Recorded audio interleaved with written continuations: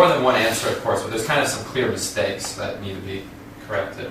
So can you take the first one, look at the first one, Mr. JC? Jay had been working out in the weight room for a month when the wrestling coach invited him to fly routine. So we had been working out. What tense is that? Past. Not good, not great. Perfect. Yeah, past perfect. Past perfect. Right? So if we have invites, that's present. So we need to change that to invited. Right? And then when isn't a very good word to use here. What we're looking for is before. Right? Because if we're using perfect tense, remember, we're signaling different events in time, right? So with past perfect tense, for example, right? We have past, present, my favorite, go into the future. Yeah. So here, in past perfect, right, you have an event in the past and another event in the past. So I studied for 2 months, before I took the SAT in January. Something like that. Okay? So in this case, same thing. We want before. So Jay had been working out in the weight room for 2 months before the wrestling coach invited him to try for the team. Alright, number 2. Next one, Mr. JP Morgan. It really helps me remember, actually. For Thanksgiving, Julia went to Richmond. However, for Christmas, a trip to Syracuse, it's up in New York. Was made by her.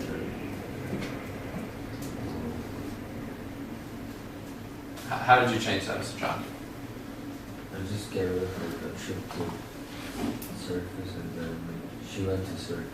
Yeah, something like that would be perfect, right? So we have 2 problems there, right? We lose the subject for Christmas, a trip, right? And second of all, we got changed into passive. So if you say something like, for Christmas she traveled to Syracuse or something like that, or something like that, she took a trip to Syracuse. All right, next one, Mr. Kuhn.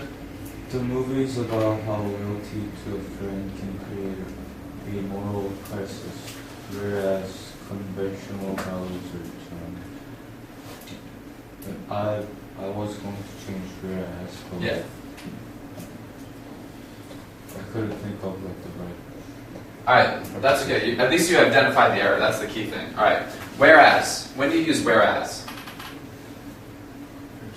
Yeah, comparison. Whereas some people are tall, others are short, right? It's kind of a little bit of a contrasting mechanism, right? Whereas it is written, right? On the other hand, you can kind of think of like on the other hand, in spite of, something like that. Anyway, for some reason, a lot of students have trouble with this transition word, whereas. But if you just need to remember, like, it's a bit of a contrast, right? You'll totally be able to understand what the meaning is within a sentence, right? Just think about contrast when you think of whereas. So, and in this case, the movie is about how loyalty to a friend can create a moral crisis. So, and we're trying to go into more detail here, right? So in this case, probably the best way to express would be like, in which conventional values are challenged, or it depicted a challenge to conventional values, right? Conventional values are our everyday held beliefs and ideas. So something like that, in which, would be the best. Okay, number 4, Ms. Sally. The board recognizes the school's troubles and acknowledges a fundraising drive was being undertaken by them. I changed, and it's like, the board recognized the school's trouble, therefore a giant fundraising drive was held. Pretty good, but you kind of lose the action of the board taking it. So I would say, you're like 92% is what I would say, all right?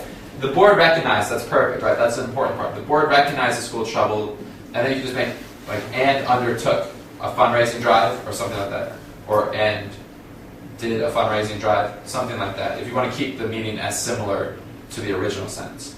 Right. Okay. Number 5.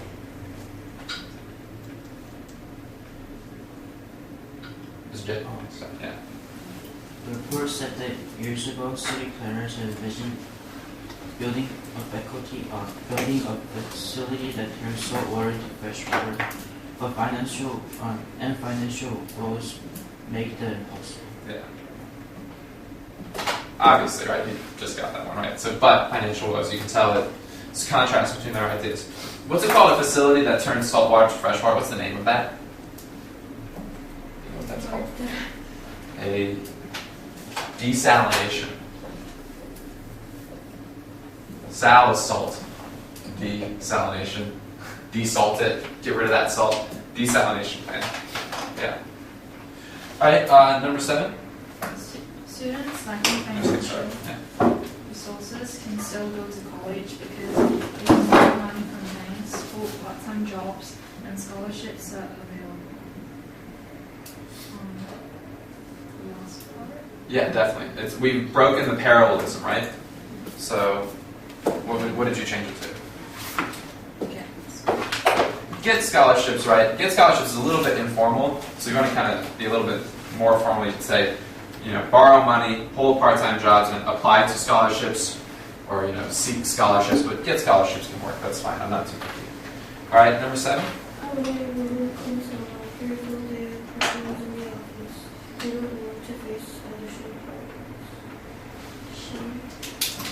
She don't want. She doesn't. There we go. She doesn't want to face additional problems. She don't want no problems. Glad I read that on video. That was almost racist, by the way. That was very close to being racist. All right. Explain parallelism. Huh? Explain parallelism. Yeah, we're gonna actually, if you look on the next page on 50, we're gonna do parallelism in detail in like 10 minutes after we take a short break. So we'll go into detail.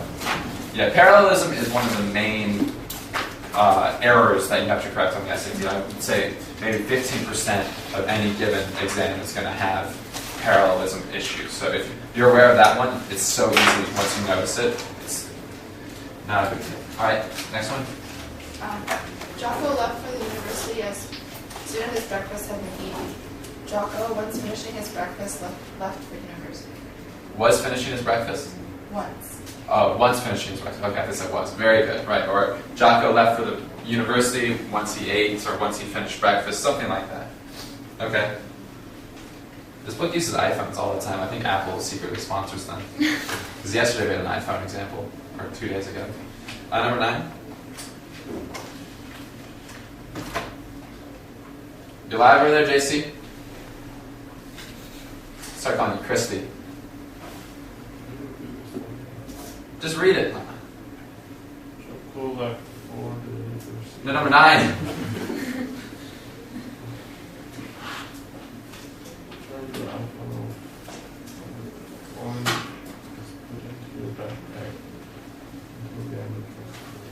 Okay, so you turn your iPhone off, and then the phone is put into your backpack. So we've shifted the problem here from active voice into passive voice, right? So all you need to do here is correct it to something like, you turn your iPhone off, then put it into your backpack for the rest of your school day, or for the rest of the school day, something like that, right? Very simple. Just shift it back into active voice. Because otherwise, who's putting the phone into the backpack? You don't know. Right? The teacher's doing it? Who's doing it? So you want to keep it on you. All right, last one? Yeah. Should we keep the semicolon? The semicolon? Yeah. Yeah.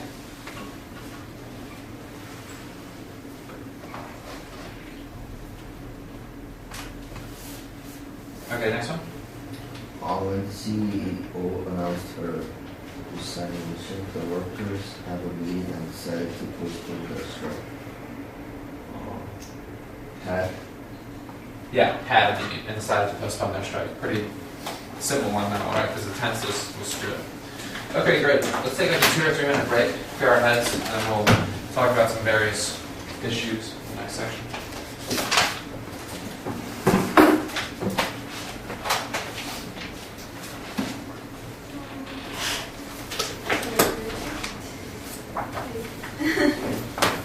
This thing still works. So comfortable. I'm the only one in it. It's like us 3 and Jay. Oh yeah. Well, yeah, that's because I want the dream team in. The best 4 are in it.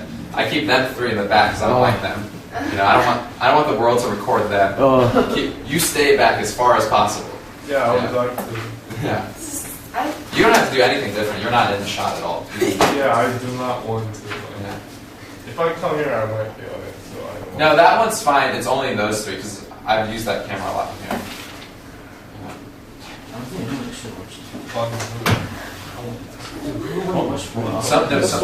Some parents watch it.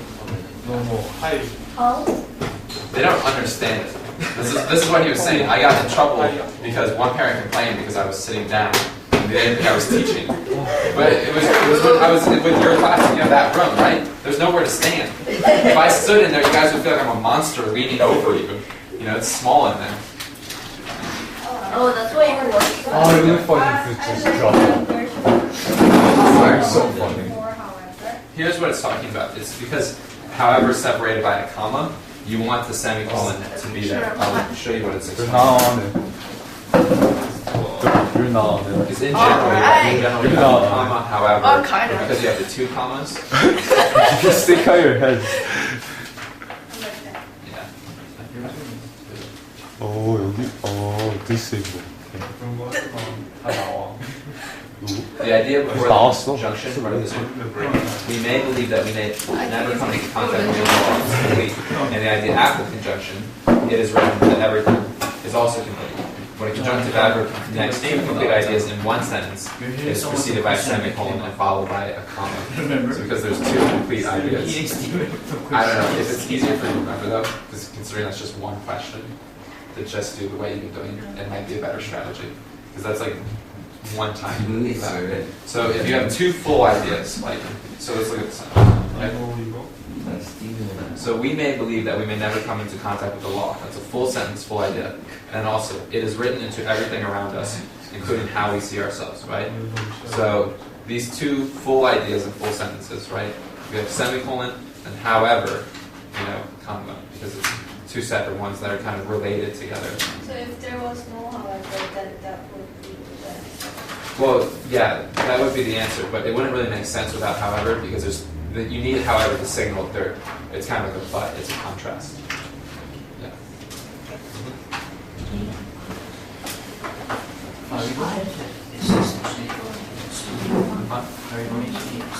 Yeah, like this week's mostly multiple choice, next week's 2/3 essay, 1/3 multiple choice.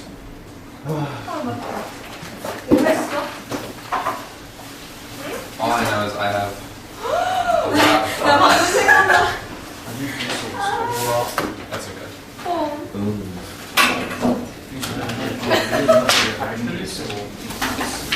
I was supposed to.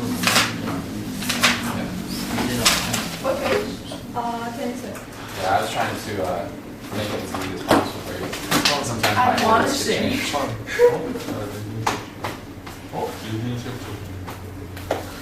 I'm not very good at All you have to do is put that down in a certain amount of time. The tricky thing is, it's like, of course, in real life, if you have an assignment, you have 6 weeks to do it or a month to do it. So all they want to see is that you can put down a coherent, grammatically correct idea in 15 minutes. That's what you have to do. The more you practice it, the easier it will get. It's so formulaic. Remember we did talk about the summary, the ideas, and the literary devices in the last part of the phone. It's good for practice. Did you fill out all the pages? They want you, it's not like a rule or anything, but it's kind of like you want to write as much as possible, right? And the higher scores always fill out everything, because it's your opportunity to express your knowledge and your analysis of the material. The one that's from yesterday? Yeah. I just got them this morning. Or the one from Monday. I've only collected one essay. Yeah, did you? I've got these ones. I don't know what these ones are, where they come from. All I know is, when did you write about LBJ? When did you write about the American Promise? When was that? It says, this is your text. There's only one L in here. Oh. The American Promise from President LBJ. Oh, that was the first one. Yeah, I don't know. I just got a stack of essays when I came to work this morning. So whatever it is, it means my life is over.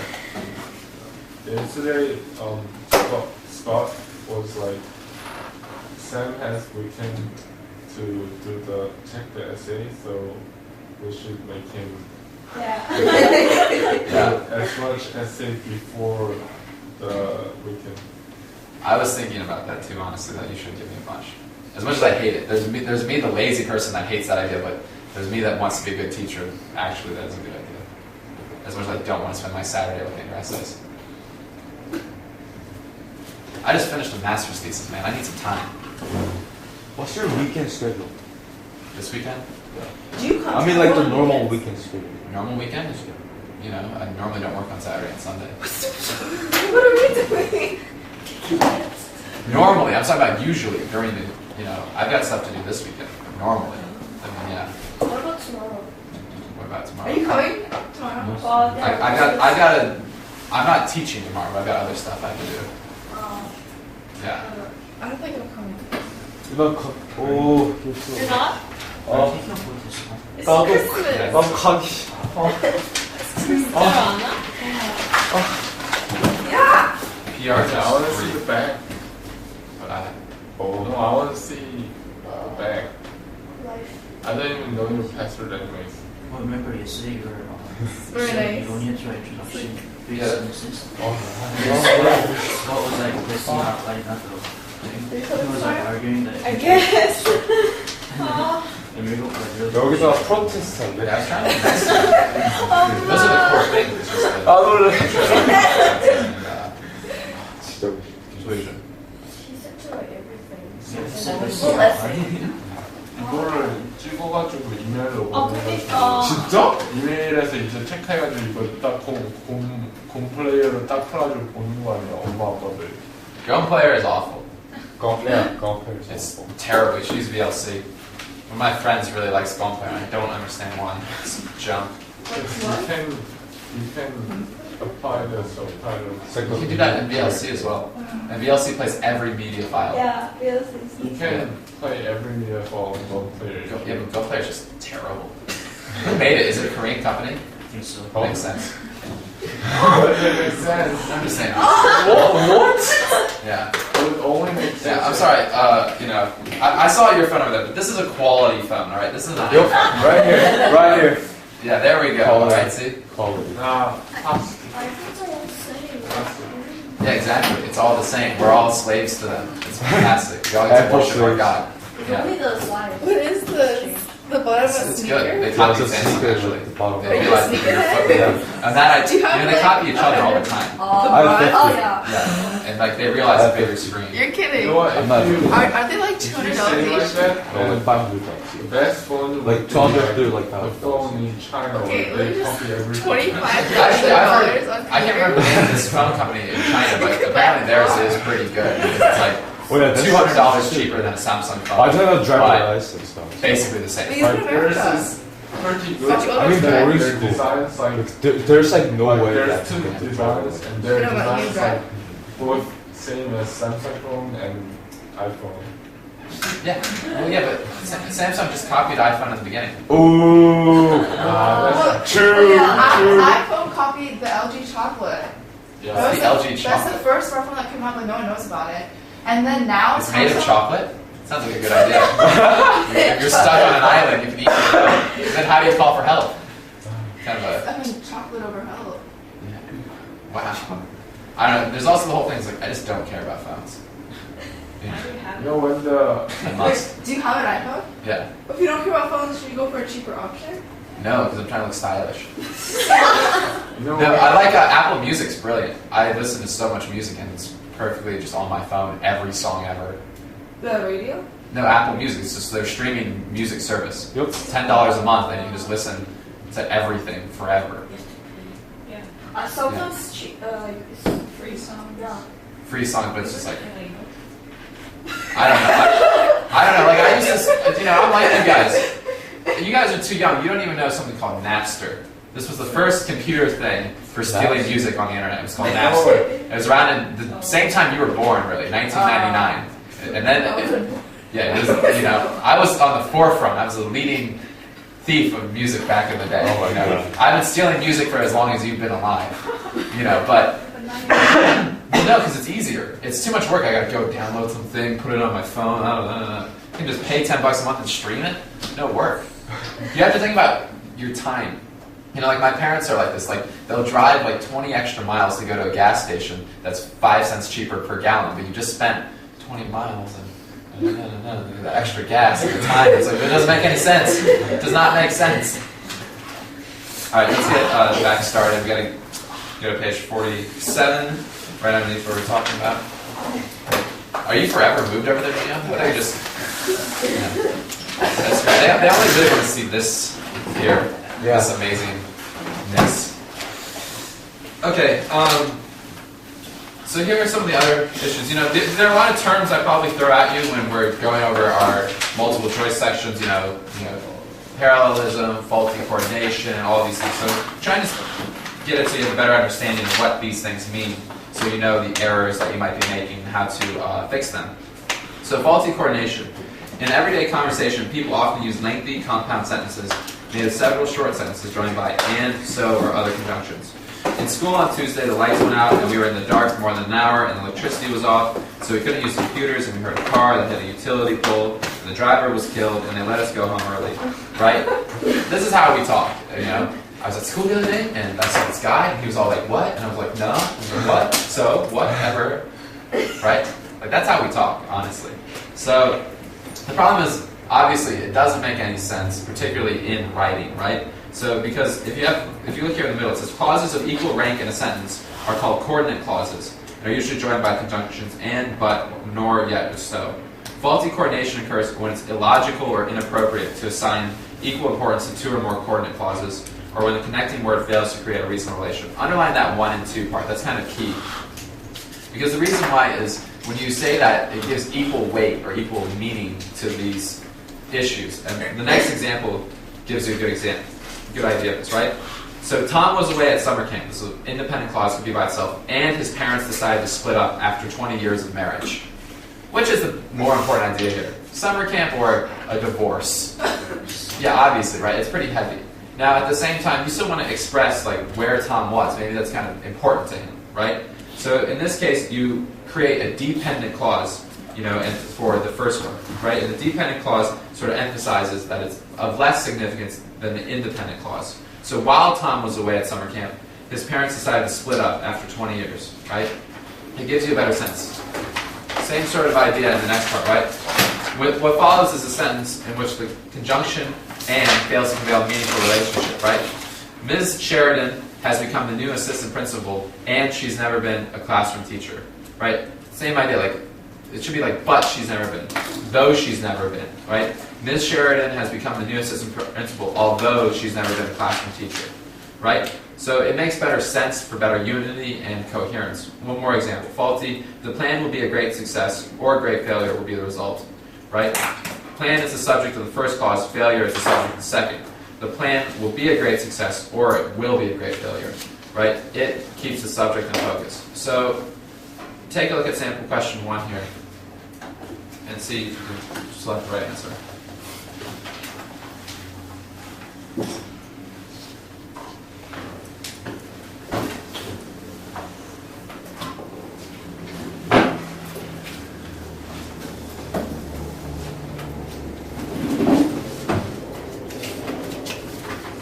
Okay, Elizabeth hopes to attend Ohio Wesleyan University, and she has not yet sent in her application. Right, you can tell obviously that the wrong conjunction is being used here. So what's the correct one to use? But. Huh? But. Yeah, very good. So, C or D? D, right? Because D is just the simplest, best way to express it, right? Main clause and the supporting clause are logically right, but she hasn't sent in her application. All right. Next one, faulty subordination. Similar sort of concept, right? When you're putting together two ideas, but one idea is kind of more important than the other, so you subordinate. Subordinate means to make lower, right? If a subordinate position is lower, right? At work, if you have a subordinate that's lower, your superior is your higher, right? So the relationship between two ideas is not altogether transparent, but can be clarified by subordinating one of the ideas. While he rushed to school, Joe ate a tuna sandwich, or while he ate a tuna sandwich, Joe rushed to school. In each sentence, the more important idea appears in the main clause. So which is the more important part? Is him rushing to school or him eating the tuna sandwich, right? The main part is what you keep in the independent clause formed, right? While she is a mature young woman, she is afraid of the dark. Oh, that's terrible, you know?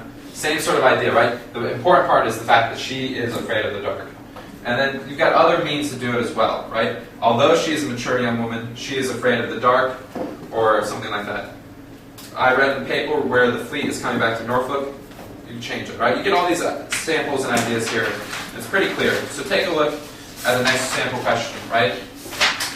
When he suddenly started to grin like an imbecile, I was walking with Dirk in the park. Do you know what an imbecile is? Stupid person, yeah. An imbecile. It's a great way. I told you my favorite way to call somebody stupid, right? Best way to call somebody stupid? It's a good SAT word. I told my old SAT students this. Fatuous. That's right? Yeah. I think I spelled it right. I always screw up the spelling. Anyway, it's good to call them fatuous because a dumb person will be like, I'm not fat. But really, it's calling them stupid. Fatuous. Really. I'm not fat. Yeah, you're stupid. Or unless they are fat, then it's brilliant. You got both ends covered.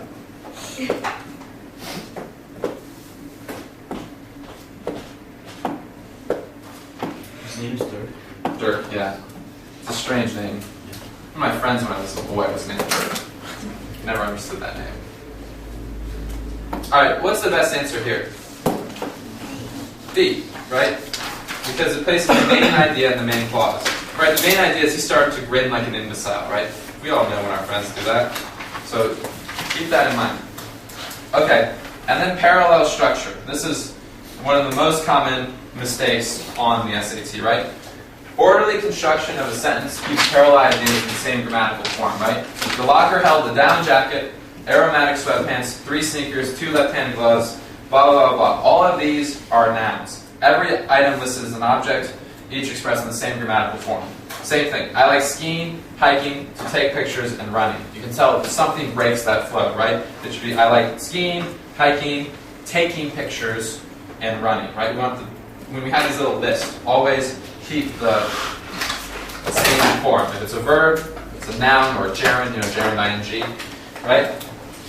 So, number 1, ideas in a series should be in the same grammatical form, even when the series consists of only 2 items. The neighbors objected to the noisy parties on Friday nights and to the trash on the lawn on Saturday mornings, right? Or we have this noun form. They objected to parties and to the trash, right? Same idea, right? After graduation, Nan promised to turn the volume down and to come home earlier, right? All you have to do is just look at it and make sure the form is the same. It's the same grammar form, right? Going out to eat no longer thrills me as much as to cook at home, right? This is screwed up. It needs to be going out to eat and cooking, all right? You can see this balance in the relationship. So take a look at the sample question down here. The community park was transformed into a showpiece brought about by the hiring of Lucy Collins as town planner, engaging the services of Whitney's nursery, and we convinced the Chamber of Commerce to raise funds. You just hear it even out loud. It breaks the flow. There's a smooth flow and it's broken. So, what's the best answer? D, right? Convincing, right? Engaging, hiring, convincing, right? So, not too difficult. So now, next, you have a mini workout. I don't want you to have to rewrite these whole sentences because I think you might kill yourself. So just this time, all you have to do is just write the corrected word or words.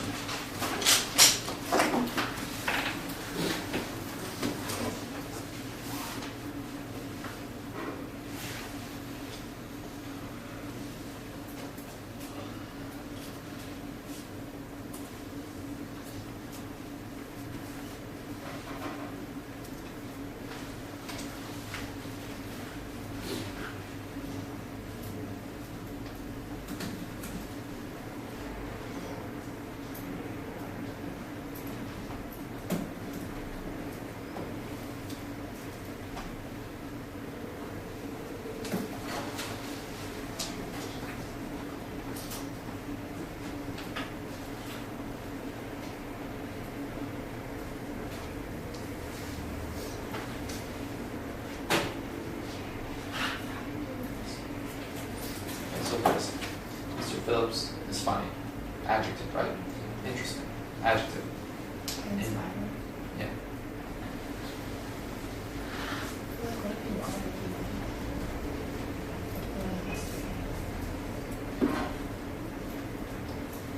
You could maybe do something. Mr. Phillips inspires his class to learn history by being funny and interesting, or something like that. Or to that effect. Inspirational.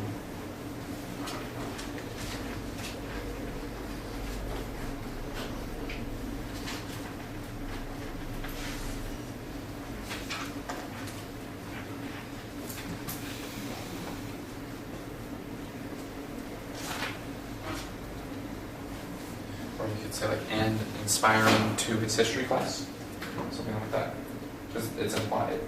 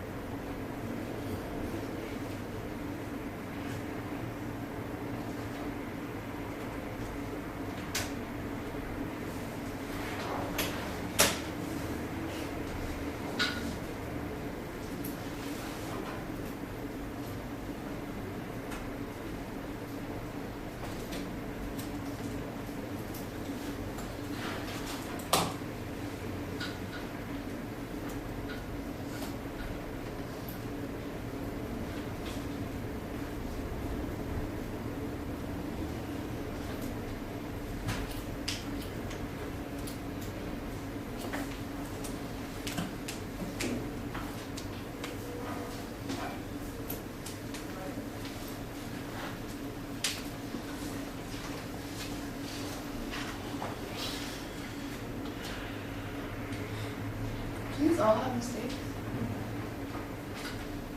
No, it says some sentences. Some sentences are fine.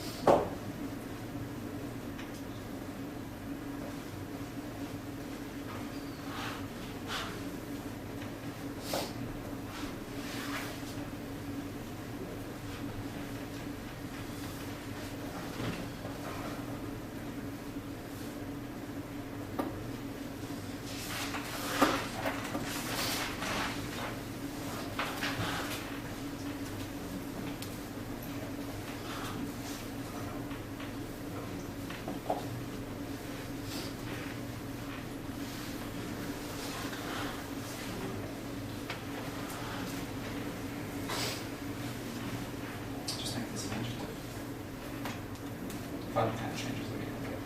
Not entertainment, but entertaining. Yeah.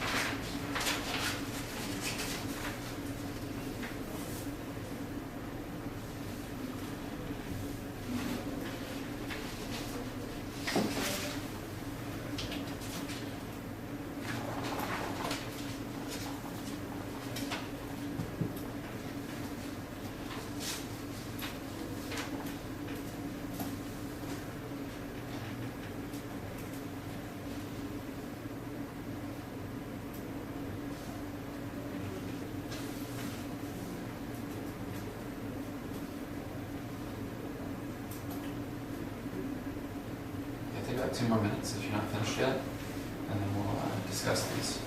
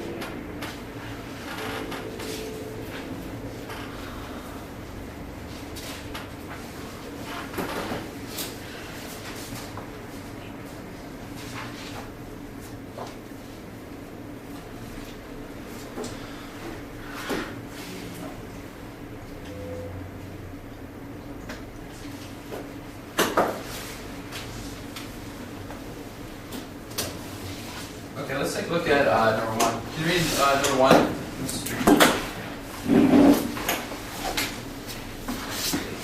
Wait, Yes, you, sir. Mr. Phillip is funny, interesting, and inspires his class to learn history. Yeah, so here's the problem. We have adjective, adjective, and then we have verb. So how can we fix this? Inspiring. Yeah, just say and inspiring, or inspiring to his history class, something like that. Or you could change it around a little bit. You know, Mr. Phillips inspires his class to learn history by being funny and interesting, something like that. All right, next one, Gio. The talk show host not only was accused of being a bigot, but also too stupid to continue working at the station. Good sentence. I like that sentence. I couldn't find anything. It's just a small one. It should be the talk show host was accused, and then not only, because you have to put in between not only and but also the things, right? So what is the problem? What is the issue? So it should be was accused, and then not only of being a bigot, but also being too stupid to continue working at the station. Sorry, but also being too stupid to continue working at the station. Right, so we have being and being. Just make sure the two beings are there. You know. So something like that, right? He was not only tall, but also handsome. Like that. Put your things inside of that. All right, number 3. Since Jenny started taking AP Math, she has worked harder and fewer parties. Yeah. So we have worked harder, which is a verb, right? So and fewer parties, which is just nouns, meaning something to balance it. I said, since Jenny started taking AP Math, she has been working harder and had fewer parties. I'd say you're close there. I would just change that because you have been working harder, right? Wait, say it one more time. She has been working harder and had... Wait, is it she has worked harder? Yeah, I feel like you're changing your tense. That's why I want. You're close. She has worked harder, right? We're going to just keep it in the past tense. And attended fewer parties or gone to fewer parties. Something like that. All right? She's made a poor life decision there. All right, number 4. Her job mostly of writing and typing letters, reports, and various types of stuff. I changed reports to reporting. Well, the thing is,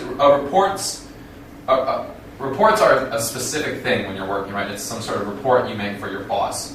So you can't change it to reporting because it's an actual specific thing. I think one thing, if you have writing and typing letters, this is a little bit cruel, but you should just put that together, right? I mean, writing and typing letters, you should say preparing letters or composing letters, right? So writing and typing. So preparing letters, you know, you say preparing letters and reports and making various types of phone calls, something like that. Right? Or her job consists mostly of, you know, writing and typing letters, you know, making reports and calling different people, something like that, right? Just make sure you keep that. But writing and typing is very redundant. You know, I know that wasn't exactly the workout, but you should see that. All right, number 5. Mike likes to go to bed early and getting up early to do his work. Yeah. So how would you change that? And get up early. Remember, we have that to, right? Mike likes to go to bed, so let's just keep the same format, right? And to get up early to do his work, right? Mike likes to get up early. All right, number 3. Well, kept Sylvia with short hair, intelligence, and disappeared for days that This one is a little bit annoying. Our cat Sylvia was short-haired, affectionate, intelligent. She had a habit of disappearing for days at a time, or tended to disappear for days at a time. All right, number 7. Maggie has a... What happened to Mr. JC? He's dead today. You okay, Mr. John Troy? He's even that hates there right now. How are you just doing this, John Park? We'll come back around and hopefully wake up in a second. Number 7, yeah, you're right. Hasn't yet decided whether to be on art history or commercial art. Yeah, and what do you change it to? Yeah. History, art. I would say, hadn't decided whether to be an art historian, right? Or a commercial artist. Right, pretty simple one. Or something like that. Alright, number 8. Whose turn? It's Yeah, it's me? you. Okay. The audience at the graduation ceremony was felt pride and satisfaction when the announcements was made. I think like no errors. This is a very, very, very picky sentence, and fortunately you won't see many like this on the test. All you need to do is reverse felt and both. Alright, the audience at the graduation ceremony, both. You know, because it's like you're talking about two things, right? There's not two audiences, right? So you need to just put felt the two things. Felt both pride and satisfaction when the announcement was made. Very picky answer. Alright, number 9. The police officer walked to the courtyard, got caught in a crossfire, and was shot in the chest. You seem too happy when you read that. Why are you so excited? I don't know how to fix it. I think it's going to change too, because it is. There's nothing wrong with it. Everything's good. Everything's past tense and balanced. Alright, next one, number 10. Either way, that expects. Either way. Either way. Either way. Same thing. It doesn't matter. I'm just being rude. That expects to move to the country because he loves nature and live simply because he has little money. I said wants to live simple. Simply, just make sure you keep simply, yeah. And wants to live simply, that can work, or plans to live simply, or desires to live simply, anything like that. Something to live simply. Right, because we have to move to the country, so, and to do something. Alright, next. The kids had not only spread the books all over the bus, but also left them on the side. That can work, but if we really want to just maintain, we can just say books all over the bus, but also all over the sidewalk can work as well. Or just maintain the same concept. Alright. His ideal house would be in a good location with land around it and with a view. Yeah. Good view. Close. Alright, so we have these verbs here. Would be in a good location, with land around it, and have a view. Right, we need something to transition with it. Okay. Next one, 13. John's pencil was broken yellow and came from his box.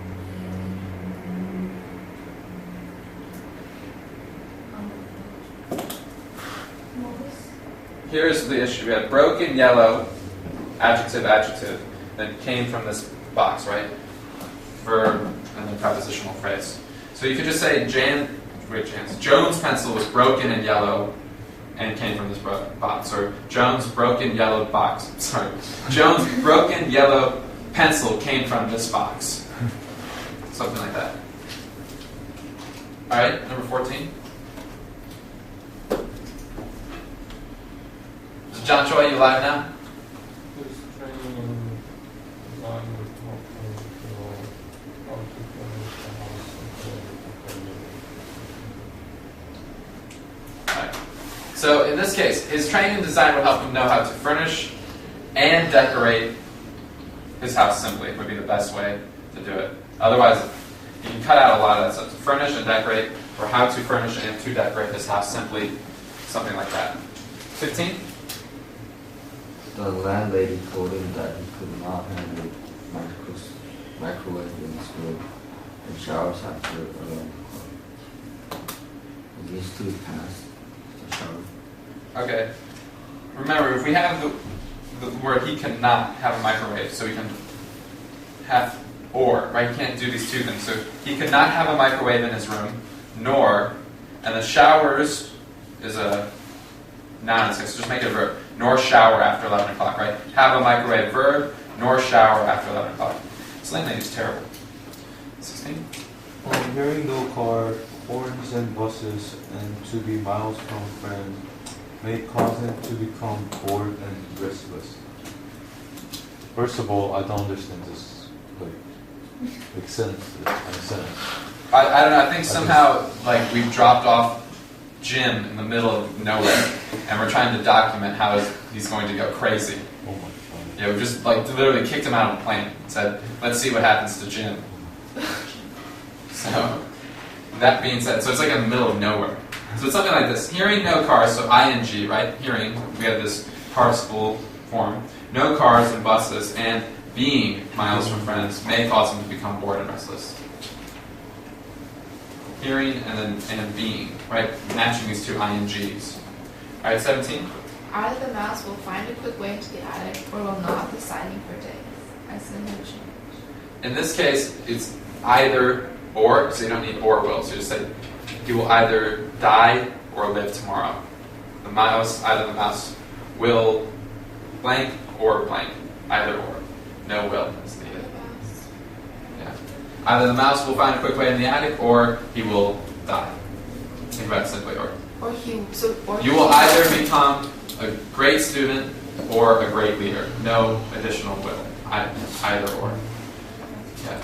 If you're getting a lot of these wrong, don't worry. These are particularly difficult parallelisms. As long as you're getting the general sense. If you notice on the test, it's much simpler. All right. Number 18. Reading is exciting, convenient, and provides plenty of entertainment. Yeah. And so we have exciting, adjective, convenient, adjective. So Providing.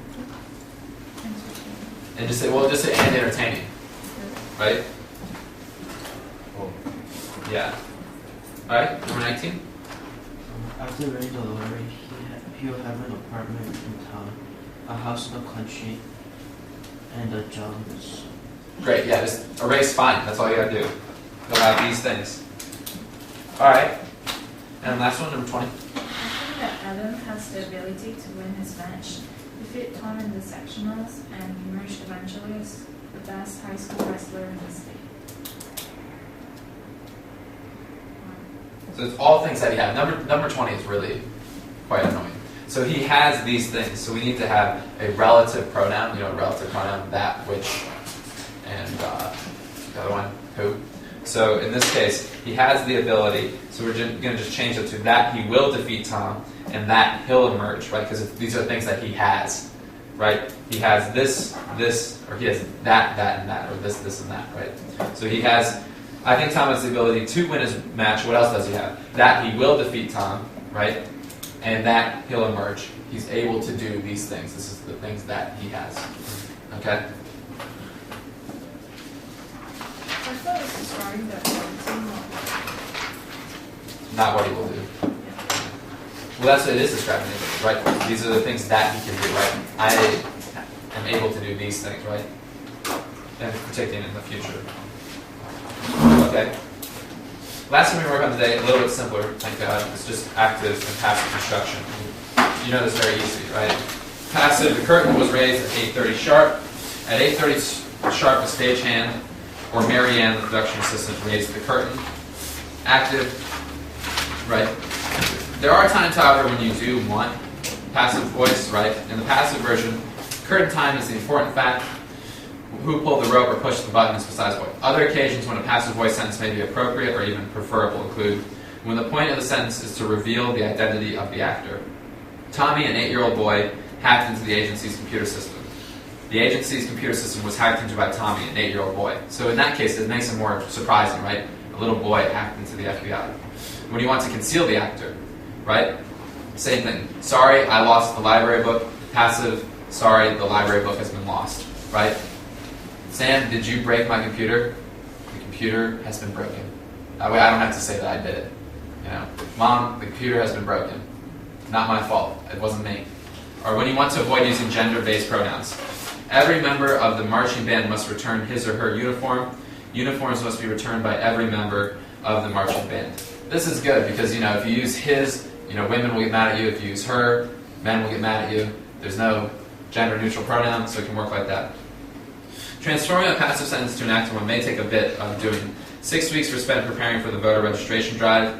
You have to sort of, you know, figure out how you can add it. That is who did these things, right? 6 weeks were spent preparing for the voter registration drive by the Young Republican Club.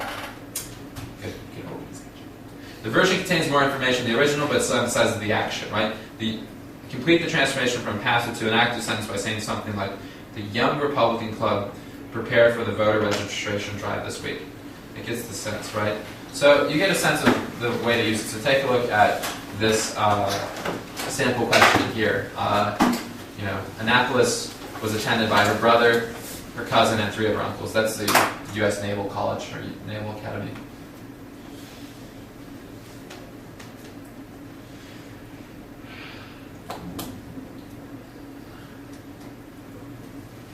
All right, what do you think is the best answer? C, right? And in this case, if you were to read the whole paragraph, right, it's important to sort of emphasize who these actors were, right, because they're trying to show the family relationship, right? So her brother, cousin, 3 of her uncles went to Annapolis. That's the point. Okay, great. So last thing I want you to work on is just revising these passive sentences. Yeah. So figure out ways to put them into the active voice. Pretty simple.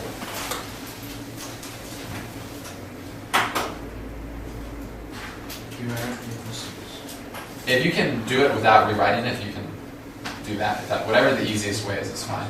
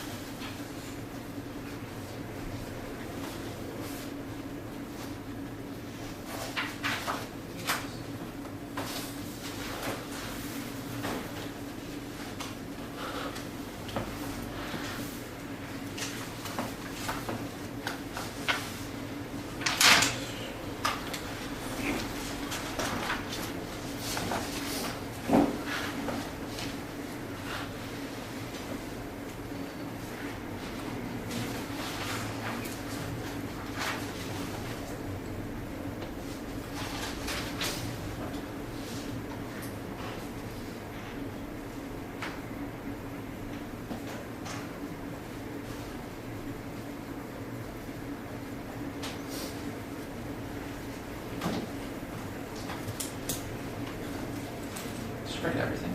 I don't want you to break your hand off. You don't have to write the whole sentences again. Just do what you need to do to correct them. That's what I said to him. It's not a big room. I'm not quiet. What's the rule for numbers? Because I heard 10 or more, you can use digits. There's no hard and fast rule. There's no big rule. In general, I think, if you are below 100 is what I keep in wording. So 55, F-I-F-T-Y. But if you're over 100, because you don't know what, right, like 199. But it's also like, it depends on how simple it is, right? So if it's like 2,000, right? 2,000 years ago, right, 2,000. But if you're talking about 2,419 years ago, like that.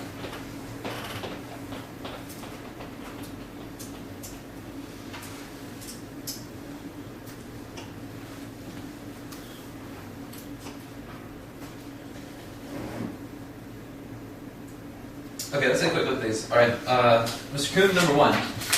Just read the correct version. The author cited statistic from the census of Europe. Europe. All right, good. All right, number 2. We discussed the crisis in the Middle East. Yeah, are we discussing the Middle East crisis? All right, number 3, Sally. I play Friday school because I have been at a place. I play rehearsal instead of studying every night that week. Okay, number 4.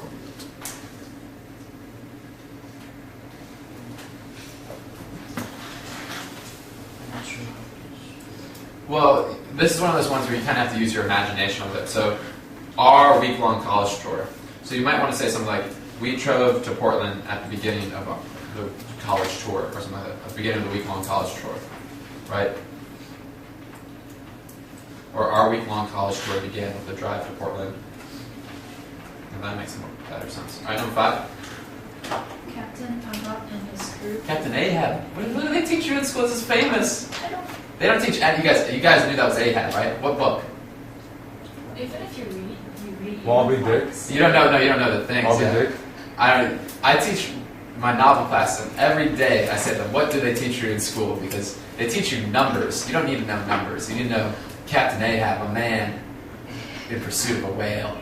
It's a movie. It's Moby Dick, yes. Yeah. And I'm just picking on I you. know. Don't worry. You know, he's Captain Ahab. that's the only like the whale book that Moby Dick. Are there any other whale books? No. Yeah. The only one I can see was that fish. That's a fish. That's That's a big okay. fish. Yeah. Shark and fish. Yeah. All right. Anyway, you were saying. Sorry. His crew pursued the great white whale. Exactly. Yeah. Number 6. Carry the news of the day is checked online by Carry every morning, checked the news of the day. Yeah. Or just carry every morning, check the news because theoretically it's the news of the day. 7. The president and his advisors made the decision to go to war. You could even just to make it even someone say decided to go to war. Like, cut out some of the fat. All right. Number 8. More than 20 questions were taken to the food. Well, dinner was taken out. I think it's talking about like getting takeout food, right? So it's just like, 20 customers took out dinner on Friday night, or 20 customers did takeout on Friday night. It's just a little bit strange. All right, next one. Our group saw 5 of Shakespeare's play in 3 days. Wow, talk about nerds. Number 10. Normally, before you do something physical, the brain is called on by the body. Well, you still have the same thing. The brain is called on by the body is the passive part. Oh. So you could say normally the body calls on the brain before you do something physical, right? Something like that. Okay. All right, let's talk about your homework real quickly. You got the next practice test, but next week we're going to start going into more detail about the essay. And so what I want you to do is if you take a look at page 305, it's kind of a good little introduction to the essay writing section. So it gives you a sense of like how the essays are graded and evaluated. So what I want you to just like read through these pages. We're going to go over them together in class, but I want you to just start getting the sense of these things, okay? And then you have some essays here. And like there's 3 components to the score: reading, analysis, and writing. And I'll explain this more in detail on Monday. But I just want you to write your comments. How was the reading? How was the analysis? How was the writing? And they explain it in here. So just to get a beginning sense of what these things need to look like. Okay? So from pages 305 to 316. We'll start working on it more next week. I put B. B? How many B's? There are a lot of B's, so let's take a look at that option first. So we're now looking at 3B, and we're seeing if this tells us information about Carton's character that could fit for question 2. So lines 13 to 14. Will you read those? Will you read them for us? Even then, I did exercises for other boys, and seldom did I know. Okay. So, who is speaking here? Okay. So this maybe tells us something a little bit about him. What kind of stuff does it tell us about him? He's doing other people's work, but he's not doing his own. Does that relate to any of the things that we see in A, B, C, or D on the previous question? What does that tell us about him? It could tell us he's generous, maybe? That's not really any of our answers. Do we know what all these words mean, A, B, C, and D? That's another thing that's important. Let's take a look back at question number 2. Unsound. Do we know what that means? Like, makes sense. Not exactly. Unsound is like, it could really mean like almost like dangerous, actually. Yeah, more like that. It could also mean maybe a little bit like what you're saying, but this is probably more likely meaning in this case. Do you know what mercurial means? Yeah, mercurial means changing a lot. Unlucky, I think, is fairly obvious. Imperceptive. Do you know what perceptive means? Perceptive is a fairly common word. Perceptive means you perceive things, right? Sort of like you're aware of things. Imperceptive means you don't perceive things. It has a negative root in front of it. Alright, so although 10 and 11 does seem to tell us something about carbon, it doesn't tell us anything that matches up with any of the answer choices for number 2. So it's actually not going to be our answer. Let's go through some of the other ones. Let's just start off at the beginning, lines 10 to 11. Can you read for us from line 10? Up 1 minute and down the next. Now in spirits and now in despondency. Okay. First, John, can you keep your head up a little bit more? I don't know if your eyes are open. Probably they are, but I can't see you from here. Thank you. So, what does this tell us? Up 1 minute, down the next. Now in spirits, now in despondency. What is it? It does tell us, yeah, mood swings. It says this is mood changing a lot. Well, was there an answer that related to that? Mercurial means constantly kind of changing. So, 2, B, 3, A. Alright, come on, we got number 4.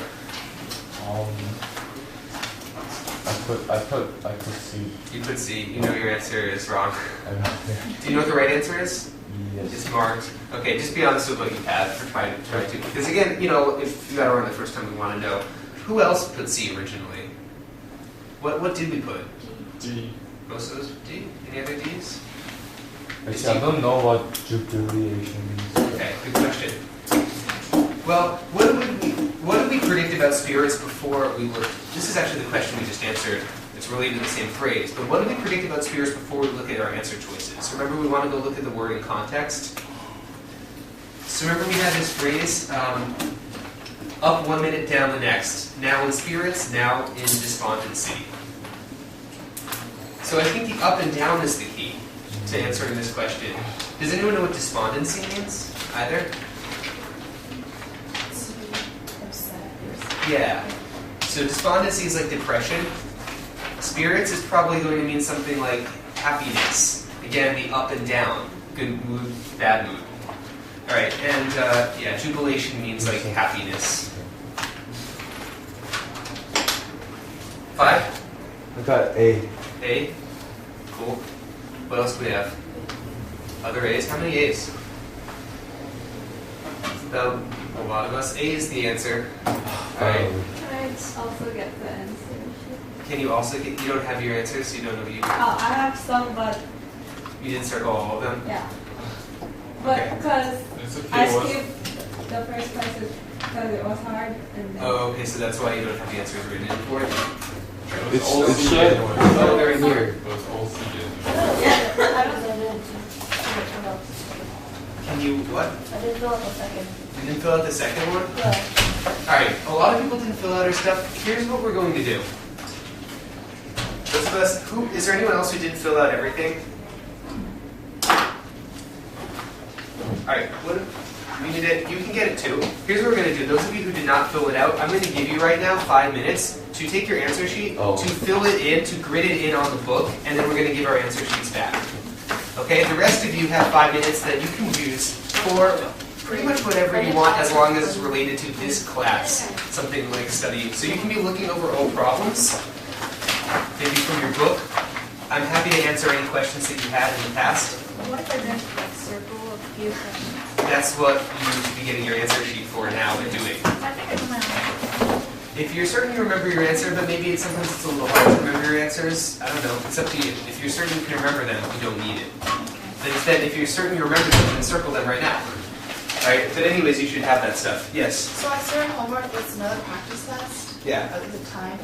Yeah, so let me take a look at our syllabus right now. For those of you who are not marking down your own answers, you're talking about the one, which was PR2, the homework for tonight. Yeah. I would think that it probably is time. Did they time it for you yesterday? Yeah, but the thing is, we don't have time to do a practice test and do vocab. Oh, okay. So yesterday we didn't do vocab, I was supposed to do it. Then maybe you're not. Maybe you're doing vocab today. Maybe this is homework. Maybe you're just doing this at home. All the same, I recommend every test should be a timed test, whether they are timing you or not. Right? So if you're taking it on your own, always use a time limit when you do that. Otherwise, it gives you no accurate idea about how you're doing.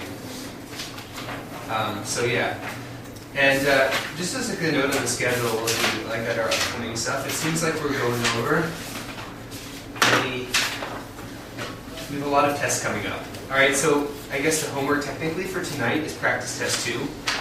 Tomorrow, some of you are coming, some of you are not. Practice test 3. Who's going to be here on Saturday? Is there anyone not here on Saturday? Somebody says, I'm not here on Saturday. All right, but you're taking another test on Saturday, practice test 4, and then on Sunday, even practice test 5. All right, so I don't know, somehow we're launching into lots and lots of tests. Now, we're not going to be able to go over 5 whole practice tests on Monday. Monday is going to be a very busy day when we come back. Obviously, we're not going to have time to go over all the questions to all of those. So, what I will say right now, let me give you some sense so you can prioritize just a little bit. All right, we're going to talk about test 1 today. Practice test, it seems like most people will be here on Saturday. Practice test 4, if you do 1 test, that's going to be the most important one that we're going to prioritize in going over on Monday. After today, the next time I see you is Monday. We're going to go over everything. We're going to try to go over everything. I'll give you answers to everything, but again, it's like hundreds and hundreds of problems. But yes? what if, like, no one comes tomorrow? Well, if no one comes tomorrow, then it's an empty room. It's fine. But we'll still do it. I'm not going to spend a lot of time talking about the answers to the question. If it's a test that only a few of us have taken, if 2 out of 10 of us, or 2 out of 8 of us take the test, we're not going to go over it as a group. However, I will offer, especially next Monday, because there's going to be a lot of tests and a lot of people who took some, but not all of them. We're going to be in different places. I'm going to give you some time to ask questions of the answers, and I'll give you time to ask questions about problems that you couldn't understand. So you will get a chance to review them sort of, but it's also going to require some personal initiative. We're not going to go through them all in order in class together. Does that make sense? What if a person comes 1 hour late tomorrow and then nobody comes?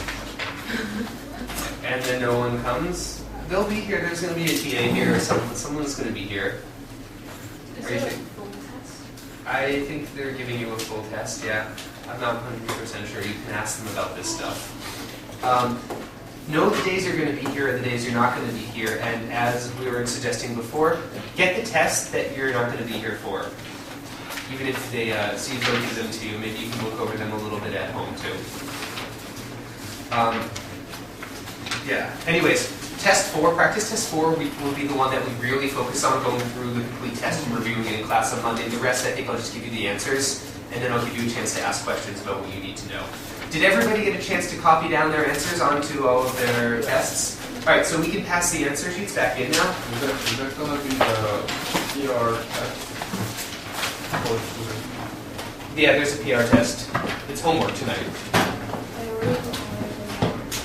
already put my answer sheet.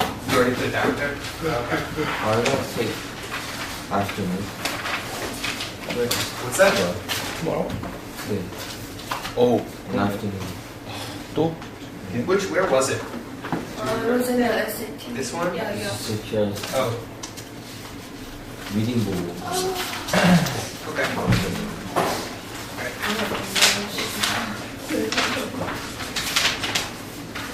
So, that's a little digression, but let's get back to work. Where we were talking about, we're up to number 5, maybe? Yeah. Did we answer 5? Yeah. Yeah, we did. We said it was A. And then you were going to pass it on to somebody else, right? I picked J. Nick J? Okay. Yeah, so what about number 6? A. A? Do we agree? Yeah. No one else? A few? 2? Alright. Now the hands are coming up suddenly? Yeah. It's a majority. What does incredulity mean? You're surprised. Not believing. Kind of, not believing especially, but surprise is something quite similar to that. Okay. What about question number 7? We're passing on first. JC, what do you have for number 7? C? Do we agree? 1. What else do we have? B? How many B's? Sorry, let's go over this question. Alright, can you read the question, John?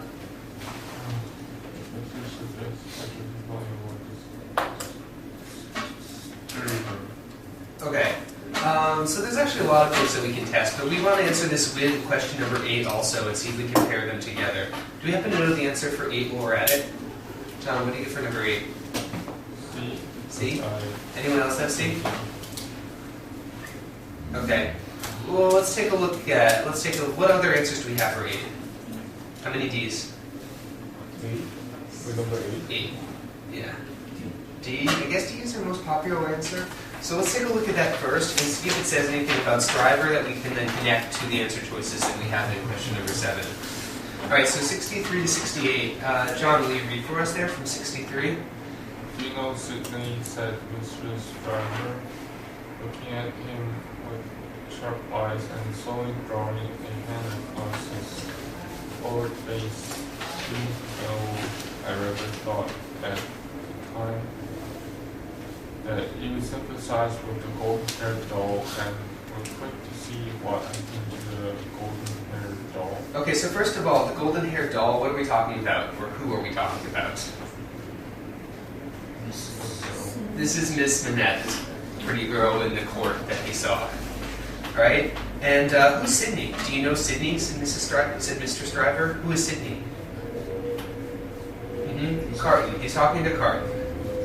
Right? So he's saying, well, what did Carton think about this golden-haired doll? What did Carton say about her before?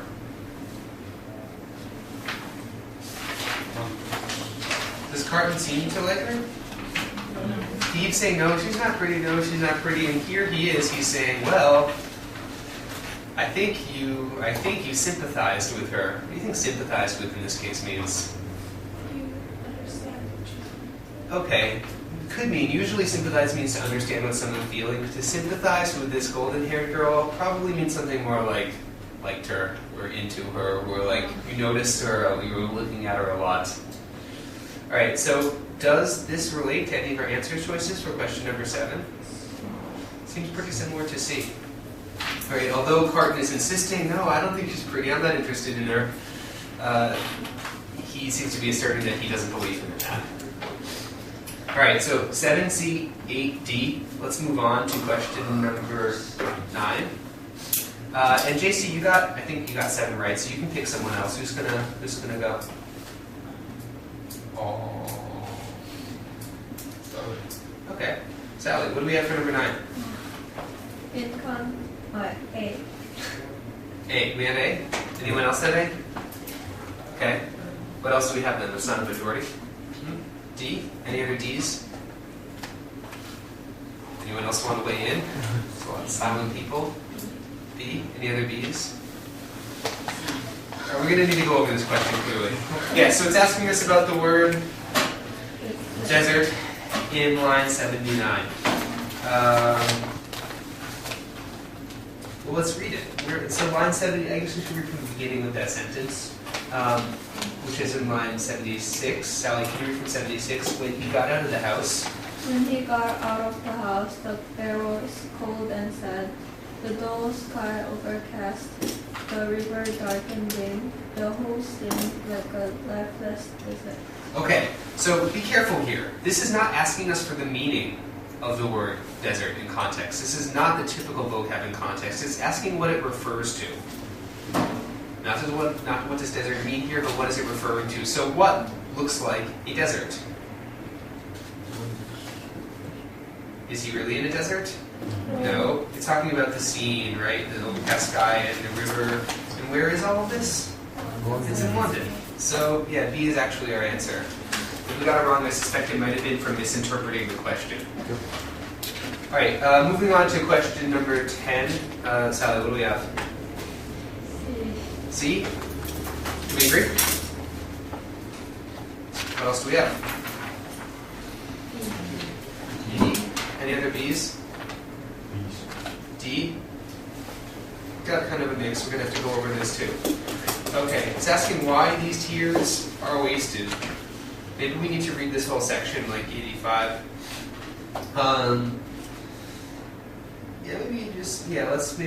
Let's take a look at the beginning of that paragraph, climbing to a high chamber. Can you read for us from there, Sally? Climbing to a high chamber in a row of houses, he threw himself down in his clothes on a neglected bed, and its pillow was wet with wasted tears. Okay, so, first of all, these tears, who's crying? Yeah, we see that Carton is the one that is crying in this case, and it seems to be wasted. Probably tells us these tears are not going to do anything. They're not going to be productive in any way. Now, we don't really know why, though. It tells us a little more about this as we read on. I think we actually have to read the next sentence, too. So can you continue, Sally? Sadly, Sadly, the sun rose.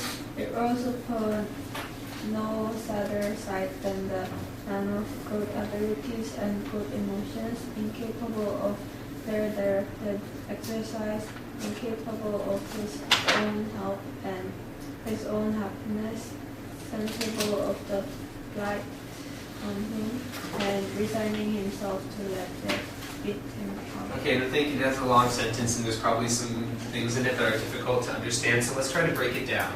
All right, the sun rose up, whatever, who cares about the sun? This is not about the sun, but it sees this sad sight. A man of good abilities and good emotions. Who are we talking about here? Okay, we're talking about Carton. So he has good abilities, he has good emotions, he's a good guy, but incapable of their directed exercise. What does incapable mean? He can't use them in a good way, basically. He doesn't know how to use his abilities and his emotions. He's incapable of his own help and his own happiness. He can't make himself happy. Sensible of the blight on him. Who knows what a blight is? Blight can mean like a disease or a curse. In this case, it probably means his own sort of bad life. He's aware that his life is not good, but resigning himself to let it eat him away. Do you know what it means to resign yourself to something?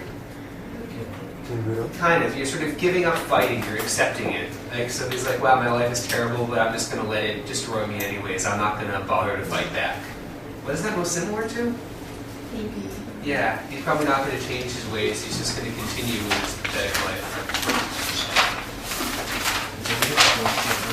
What's that?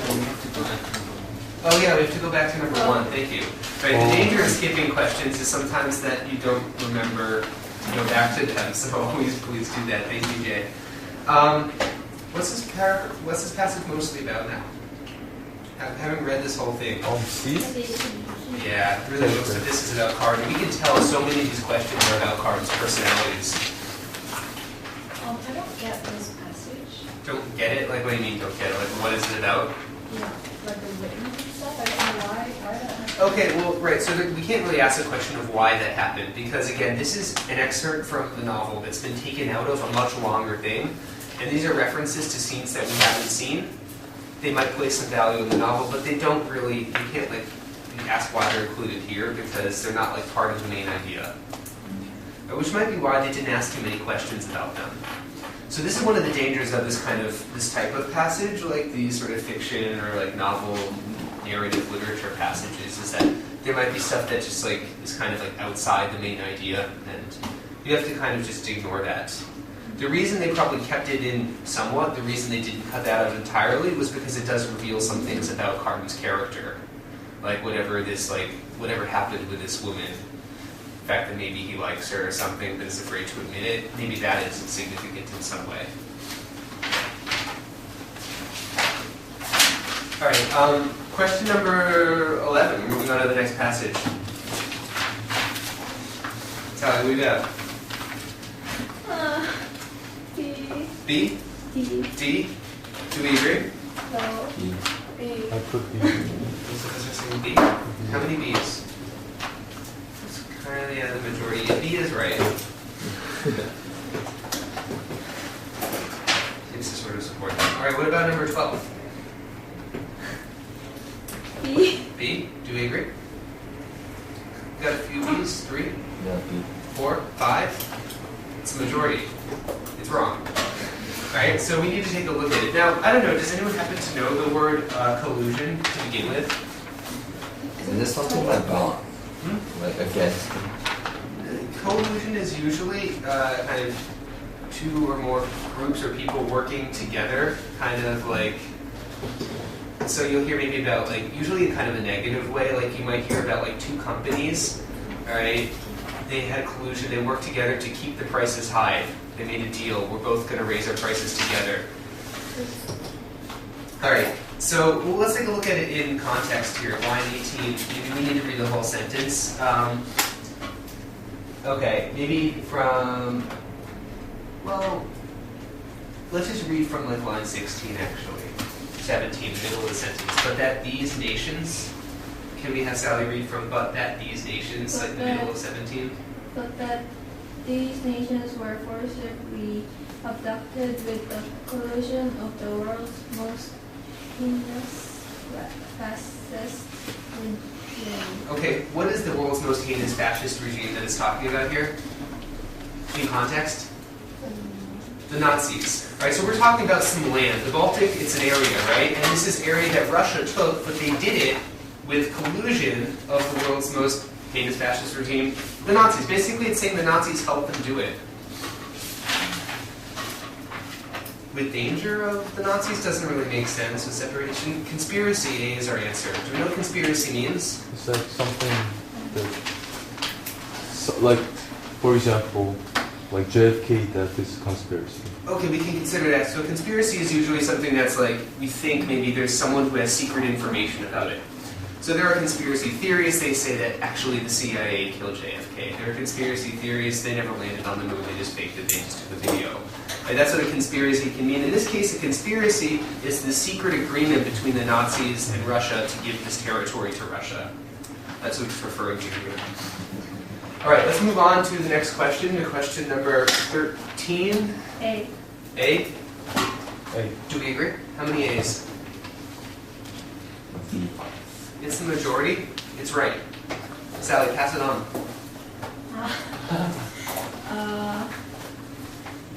7. Okay. Helen, what do you have for number 14? B. Do we agree? 1, 2, 3, 4, 5. Majority. Right. Who's next? Me? Hun? Okay. Yeah, thanks. It's okay. I put B.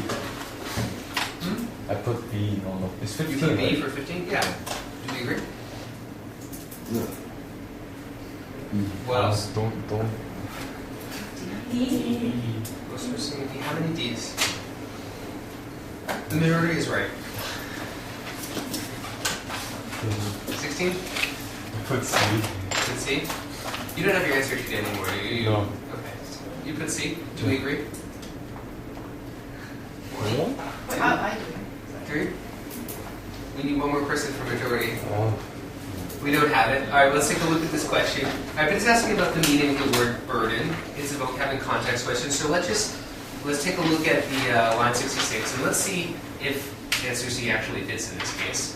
Line 66. Can you read from the beginning of the and the burden, just the beginning of the sentence. And the burden of protest songs has passed to rock and rollers, young men whose energized patriotic tunes blared from everywhere. Okay, so something is that we see that there was this burden was passed on to other people.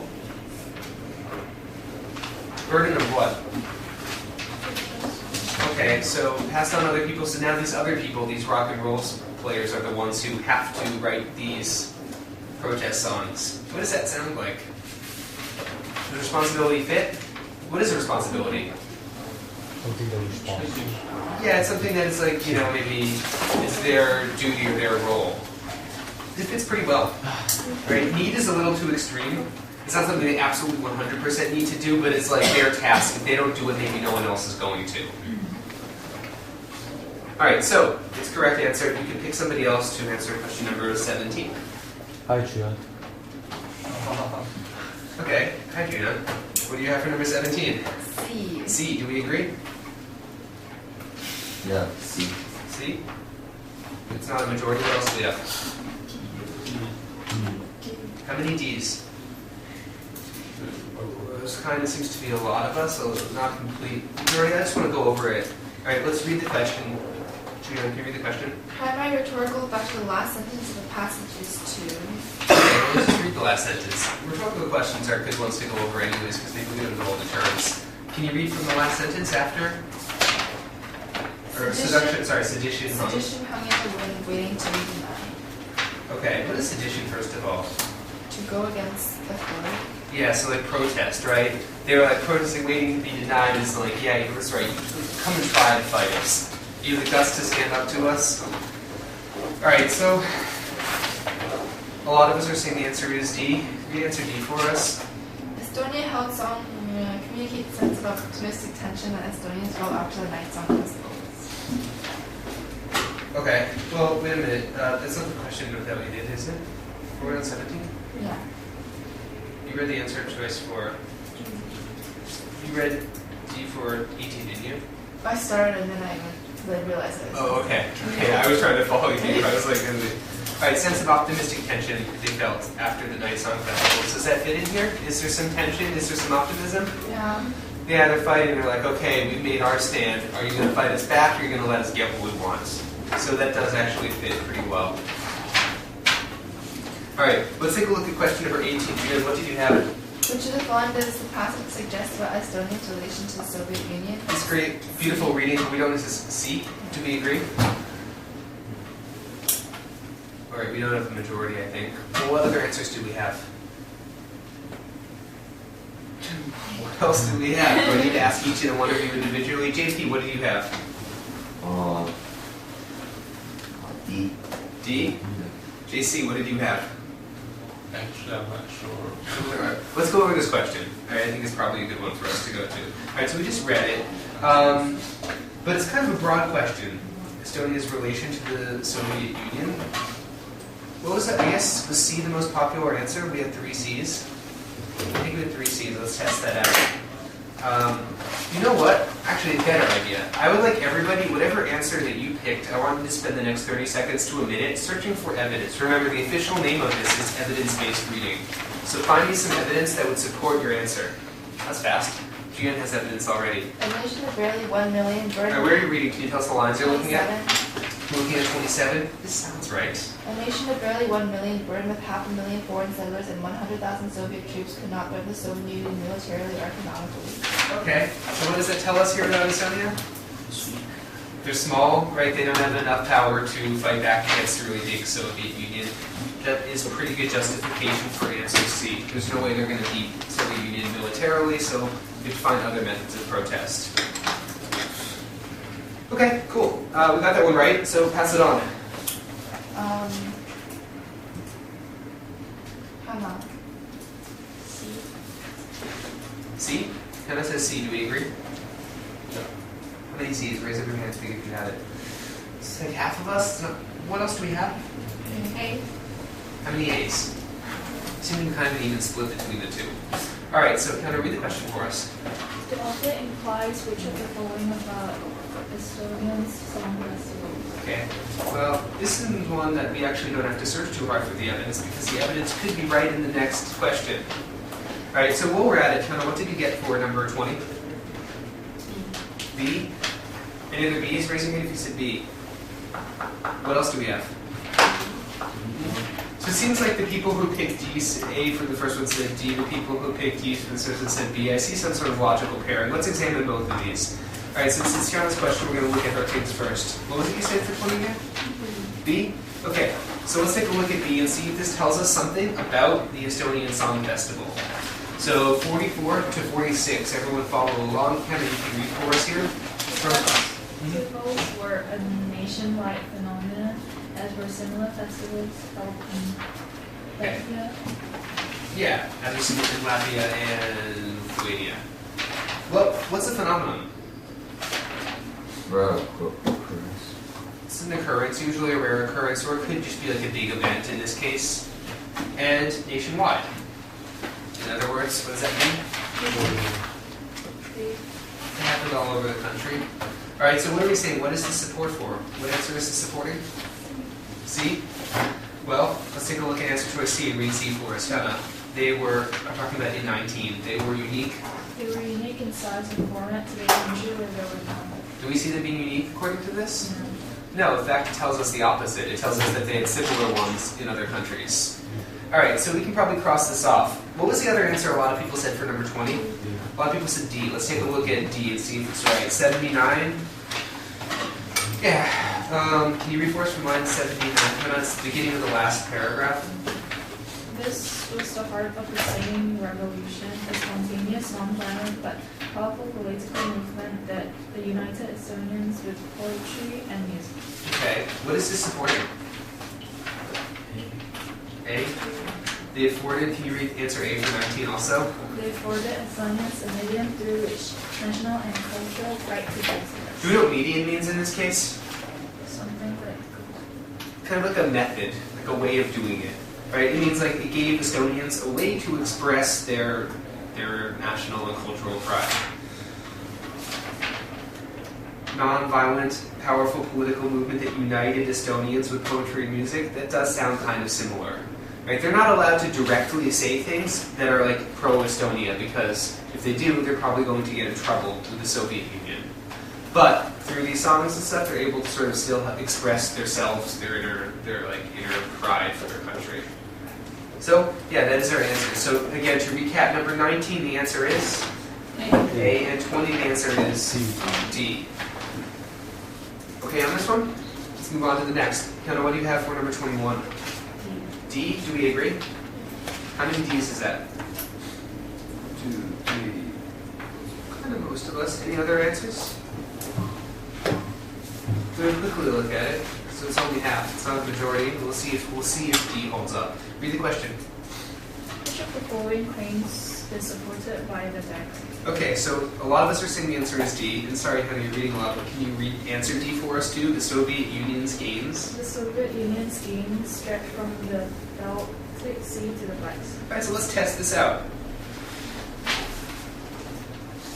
What part of this is the Soviet Union's gains? Which of these three boxes? There's three shaded boxes that I see colors on our graph, right? Yeah, it's the one at the bottom. Okay? Does that stretch from the Baltic Sea? Yeah, all the way down to the Black Sea in the bottom right? Yeah, it goes there. It connects these things. This is safe to say it's the correct answer. All right. Pass it on. Go to another passage. Who's next? JP? JC? JC is wearing the hood, the tall one, and JP is in the green jacket in the back of the room. JP? Okay. All right. Number 22, what do you have? I said it was. I said it was D. Said it was A. Do we agree? What else do we have? C. How many C's? 1, 2, 3. It's not a majority. We're going to take a look at this question. Can you read the question for us, JP? The passage left for teardrops and this function Are you on the same thing? My question 22. 22. 22? Oh, wait, I called the wrong. Okay, so we're on 22. What do we have for that? I say it's A. I say it was A.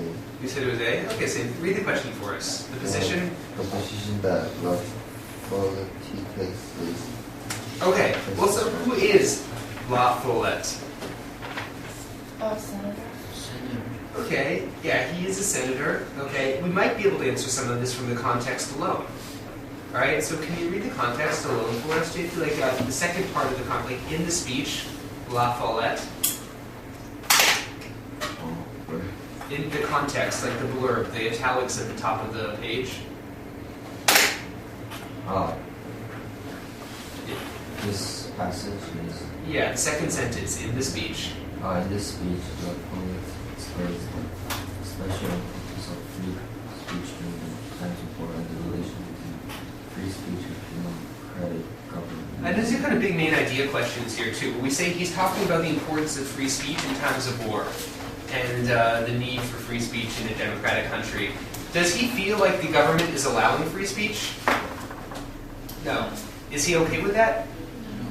No. He's really pressing, we need to allow free speech. So what is that most similar to?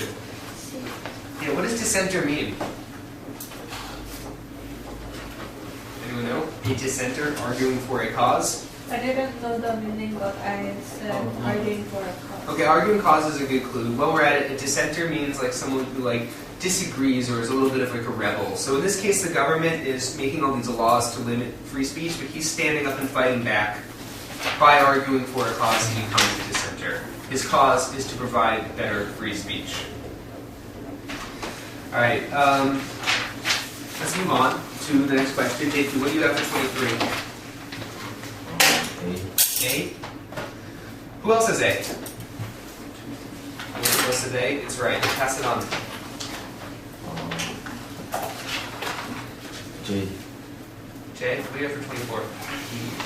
B. B. Who else is B? It's right. Pass it on.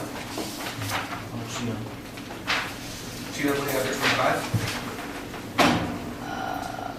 I circled two answers, so I'm not really sure which one I ended up choosing. Take one. Did you pick randomly? 8 is held. Don't look at me. A. We're going with A? Okay. Communicado. What else? Did anyone else pick A? What else did we pick? B. B? How many B's is that? Okay, that's right. What does sequester mean?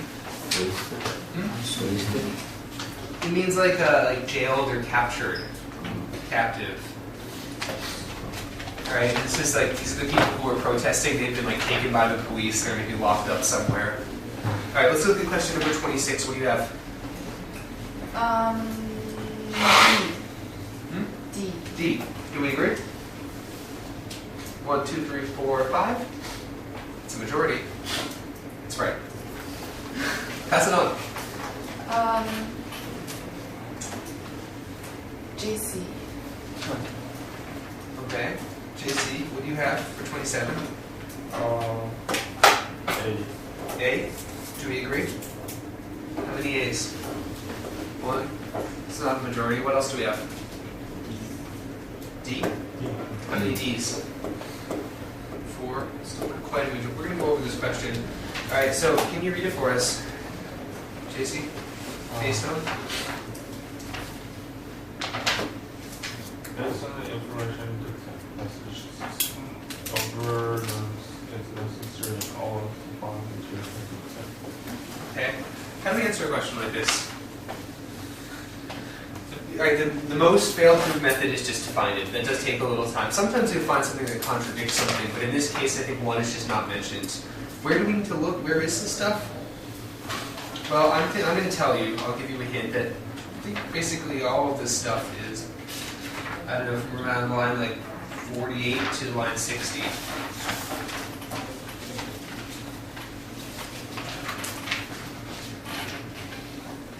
I think maybe 42 to 60. So basically from like the top of the second column to the end of that first paragraph.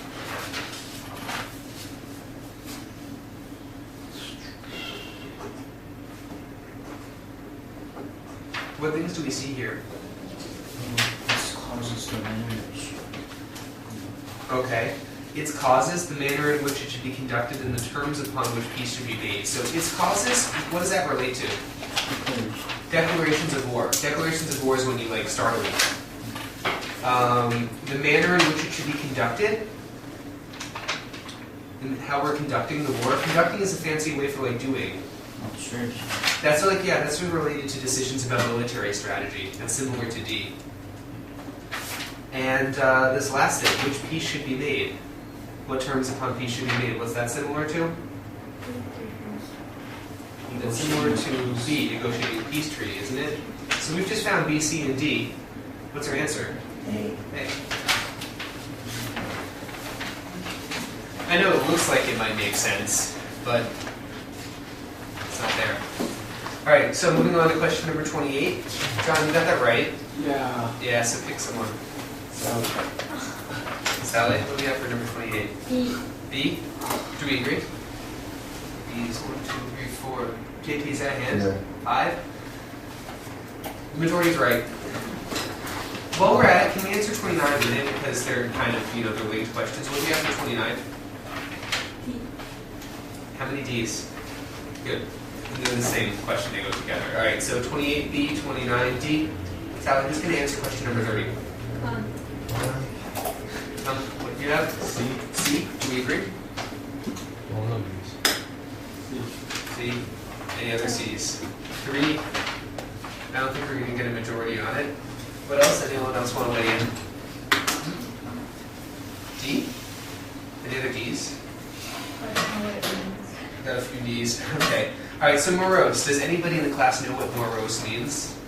It's very upset. Yeah, it's like very deeply sad, like Great. sad or depressing. All right, we'll take a look at this. Line 63. We need to discuss it some more. So can you read for us from like suppose success? suppose success attempts the attempt to stifle all discussion of the issues of this war, all discussion of the terms of in which it should be avoided. All right, stop for a second. This is maybe like so. He's talking about this idea to stifle all discussion of the issues of the war. So basically, limit the freedom of speech about the war. Does he approve of this? Think about your main ideas. He's strongly against this, right? His whole speech is like he does not like these limits to free speech. So what's that most similar to? C. Frustrated. Frustrated is the only one that conveys a sense of like strong disagreement. Right? Morose is like again, it's more of like a gloomy. He's not just like kind of like crying like to himself. He's like actually sort of like opposing this. All right, question number 31. You got this right, so you can pick somebody. Helen. Okay, Helen, what do you have for 31? B. Do we agree? How many B's? It's not a majority. What else do we have? Put C. How many C's? So a lot of us. It is a majority. That's right. Inviolable. It's actually like you can't violate it. It cannot be violated. In other words, unbreakable. Alright, let's move on to the next passage. Plate tectonics, we can funny diagram this one too. 32, what do you have? A? Do we agree? How many A's? What else do we have? C. I think I'm hearing the most B's. How many B's? It's a majority. It's right.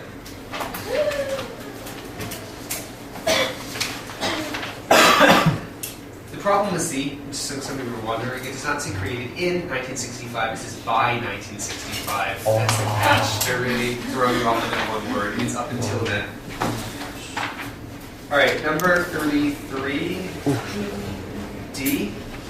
How many D's? 1, 2, 3. Can we get another? 4. Half of us still not a majority. What else do we have?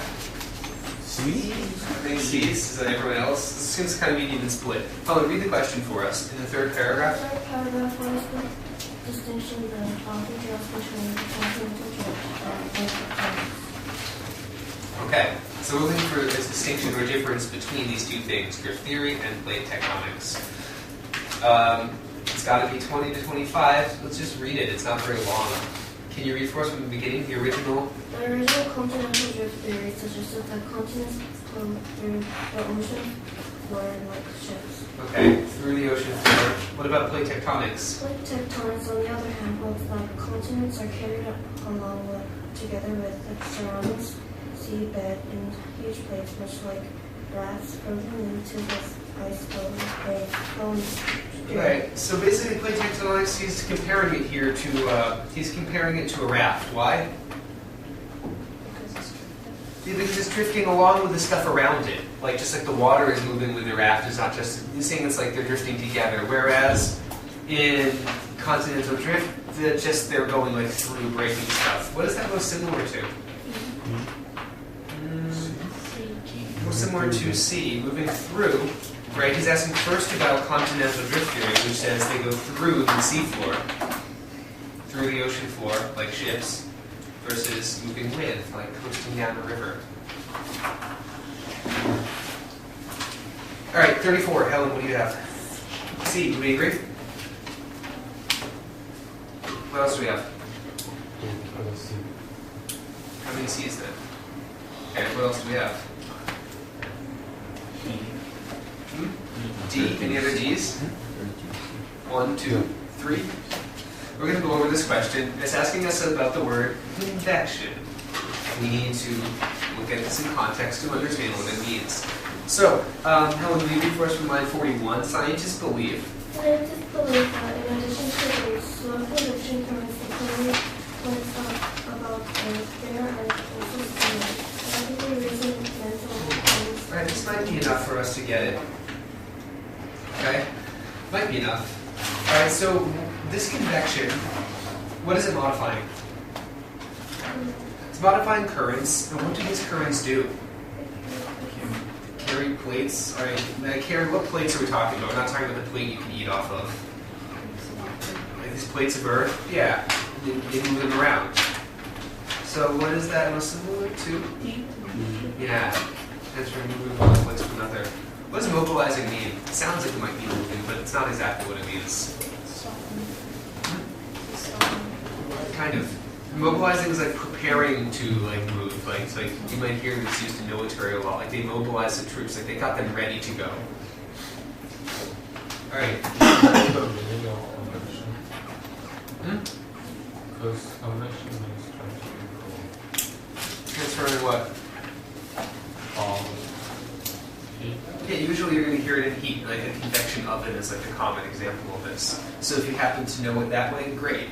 But again, you always want to plug it in to make sure it makes sense.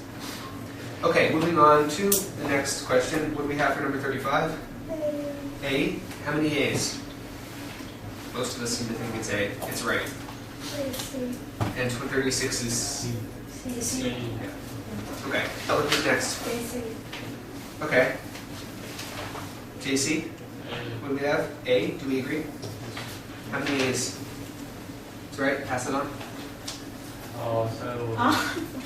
Sally. Sally chose JC like once, like 2 days ago, and it's been ever since. Because I know she didn't solve some questions. No, it's not this part. That's why. That's me. Sally, did you solve this one? It's not this part? Okay, so what was your answer? A. A? We're on number 38, right? Do we agree? How many A's? 1, 2, 3, 4? Not quite a majority. We're going to take a look at it. Well, first of all, what do we have for 39 while we're at it, because they're related? D. D? How many D's? Again, sort of most of us. 39? 39. All right. So let's start out by testing it out this way. First of all, we're wondering why the author mentions baselands. All right, that's what we keep in mind. Let's look at 39D, lines 69 to 72, what Sally is suggesting, and let's see if this actually supports what we think it should. So, lines 69 to 72, can you read from 69? As molten rock flows up along the mid-ocean ridges to create new seafloor, the lava flows more abundantly in certain spots, producing volcanic islands. Okay, so this is a discussion. It says of volcanic islands. And what about Iceland? Is Iceland an example of one?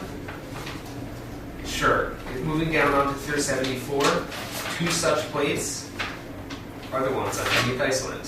So it seems to be an example of one of these volcanic islands that is mentioning. What is that most similar to in line 38? Yeah. Stacks it up. It's kind of cool. If you go to Iceland, you can have 1 foot on Europe and 1 foot on like America. There's also a lot of like volcanoes and stuff as a result. All right. Anyways, moving on to number 40. And Sally, you can pick who's going to answer question 40. Jay, what do you have? A. Do we agree? 1, 2, 3, 4. Where's our 5th? I don't know, 5. Okay. Oh, A. If you didn't answer it, I know we were talking a minute. John was like, Sally didn't answer every question. Now Helen's like, I didn't answer this question. If you didn't answer it, did you still circle something on the test? Yeah. Okay, that's good. You don't need to do it in your books if you have no idea, but make sure you're filling in some kind of thing. All right, so actually, we have, of the people who answered it, we do kind of have a majority. All right? I want to just look at this. I want to look at the phrase and make sure we understand what's going on. So, Jay, can you read for us from line 80? 80 to 84, yeah. Some geologists propose that although such hotspots do not actually replace, they may mark weak spots on the mantle, which in turn help determine the lines along which place and fracture and stuff. Yeah, so what does this exactly tell us? I think our big hint is some geologists propose. Do we know this? No. So they are still investigating this. We can make a claim for what Jay is saying. It says A. Alright, I don't know, the question's asked in kind of a strange way, but it's the only answer that we can like really directly infer from this. Alright, number 41. Who's next? Okay, Hannah, who do we have? C? Do we agree? No. How many C's? Alright, we need more people to weigh in. What else do we have? B. B? How many B's? 1, 2. It was loud, but I only see 2 hands up. No other B's? Okay, so we're going to go over this question. Hannah, read it for us. It can be reasonably inferred from information in the passage and the diagram below. Okay, well, so what was it you said? C was the thing you mentioned? Let's test it out. Can you read answer C for us? Mid-ocean ridges are caused by the presence of subducting plates. Can we see this in a diagram? It's not very clear, It's hard to be able to read it. but it's in the passages. Okay, right, but whatever we have, we should be able to see in the diagram also. If we can't see this in the diagram, it's probably not going to be our answer. You can see this subducting plate We can see the subducting plate. Can we see the ridge? and the mid-ocean. Doesn't really talk about it. Mid-ocean ridges We are do. like spreading. Yeah. Where is the subducting plate and the ocean ridge? Are they next to each other? Not exactly. It's a little bit further away from it. I don't know if we can actually say this. There's another thing that's better supported by this graph. D. P. Yeah, we do directly see this. Where do we see these hotspots?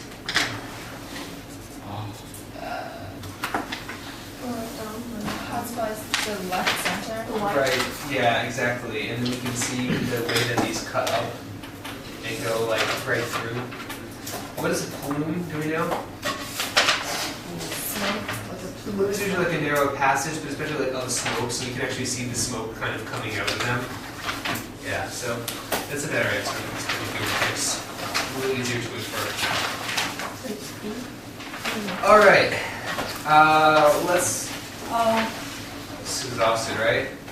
Let's take a short stretch right now. Let's take over 3 minutes, 4 minutes, kind of. I think we've been going over some of the stuff. All right, if you need to use the bathroom, use it now. If you don't, chill out for a second, and then we'll move on. Yeah. Like, What's it your question takes about? so much time to read everything, Mm-hmm. and then I don't know how to read that. Okay, these are very big, loaded questions that we need to talk about some more as a class. So. Because for this one, I annotated like a lot, so I don't. You didn't have any time to do this? Mistake, but if I do 신나서 마차 타고 왔어. if I do 네? something really 마차. Yeah. 마찰 왜 These are 타요? good questions that you're asking, Sally. I want this to become a group discussion. 10시 So, 아니야? 근데 마찰 왜 타요? relax for a second. When we start working together again, I'm going to bring up this topic and we're all going to talk about it together. 막차가 Because 새벽 there's a lot to discuss 4시고 about it. Yeah. 첫 차가 새벽 4시야. I annotate and then 11시 most of them are 56분. not. 나 예전에 Because in a question they don't know. Okay, sometimes the questions are not always about what is important, 간 like, 다음에 or maybe you're not identifying the things that, you 새벽 think 1시에 that actually turn out to be so crucial. What kind of stuff are you annotating? I don't know. You don't know? 말이 Alright, well, I'll talk about this later also. Actually, this is also a discussion that I feel like would be valuable for the whole group to hear and lean on, because I'm sure you're not the only one in that situation. Or if you're doubting yourself, you just choose and move on. If you're what? If you're doubting your answer. If you're doubting your answer, it depends on what kind of doubting your answer. 뭐 먹을 거예요? What do you mean? 뭐 드실 거예요? Whenever you choose an answer, and then Like you're not sure like you're between two? Yeah. Well, between two. and do you know where to look? Doesn't it refer to line? Yeah, so if you've read it, you've read the clues, you've read those lines, and you're still between two, then yeah, you should put one and put a star next to it so you know to go back if you have more time. You shouldn't, I mean, if you've already read the clue and you still don't completely know, it could take a long time, and so you don't want to invest all that time right away.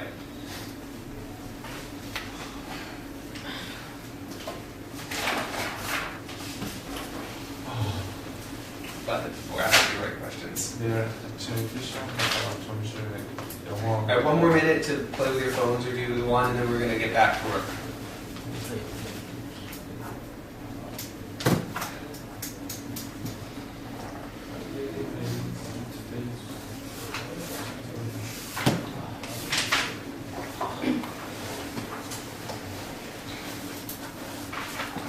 문자 보는 게 필요한 거 있는데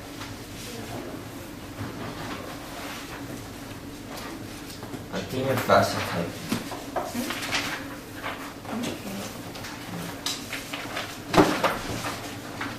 when she sends message her face It's because I'm Snapchatting, no like so I'm taking pictures no of myself. you're like this when you're messaging you're like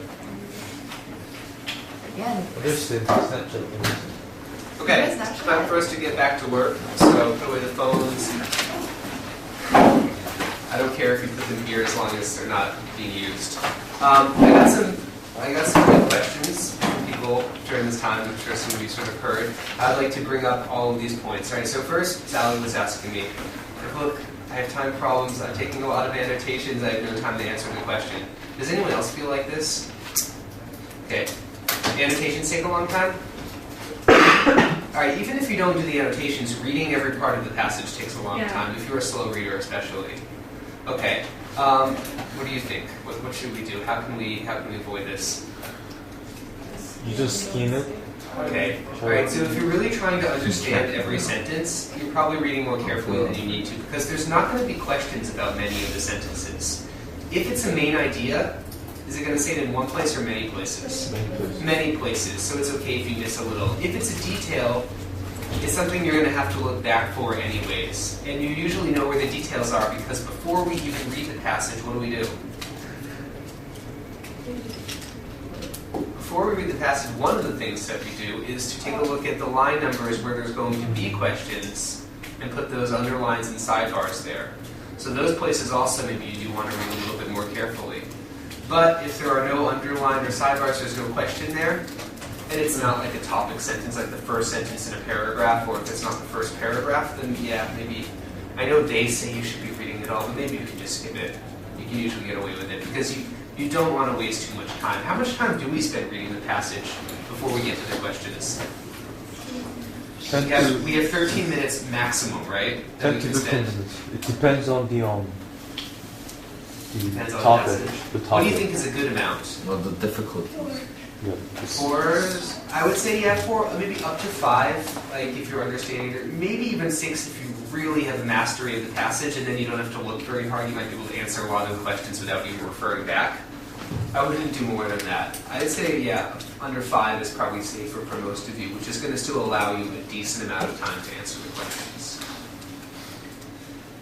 Yes? Is it better to like briefly read and then go to questions to look at, or like detailedly read and then? I think it's usually better to sort of briefly read and then go to the questions and look back, because if you read in detail, you might be reading things in detail that are not important or that don't come up in the questions. So this actually relates to the question actually kind of that you were asking me before, which is, I annotated stuff, but it actually didn't seem that important because there was no questions about it. Helen, hold that thought for just 1 second. Yeah, it's hard to tell what's important, and actually, just because they ask a question about it doesn't mean it's inherently or naturally important. It's important because they ask a question about it. That's what makes it important. Alright, so again, one of the ways we can avoid this problem is by doing sidebars and underlines so we know what they're going to ask about. When you are underlining, though, when you're annotating, in addition to that, what are you trying to figure out?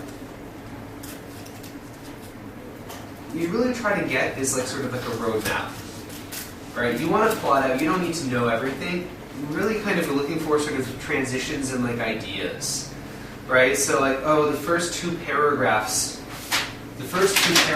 are about what the theory of plate tectonics is. I'm making this up, I don't know if that's actually.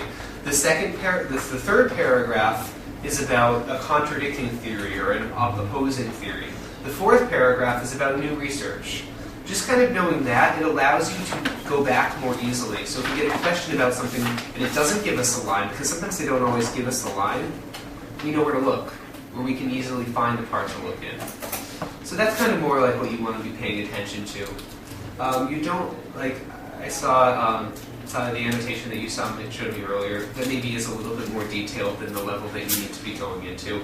You don't want to be writing so much. In fact, if we annotate really a lot, if we underline like everything and we circle like tons of words, it's not as helpful to us because we can't find the stuff we need. There's too many things. So you want to, there's a balance when it comes to annotation.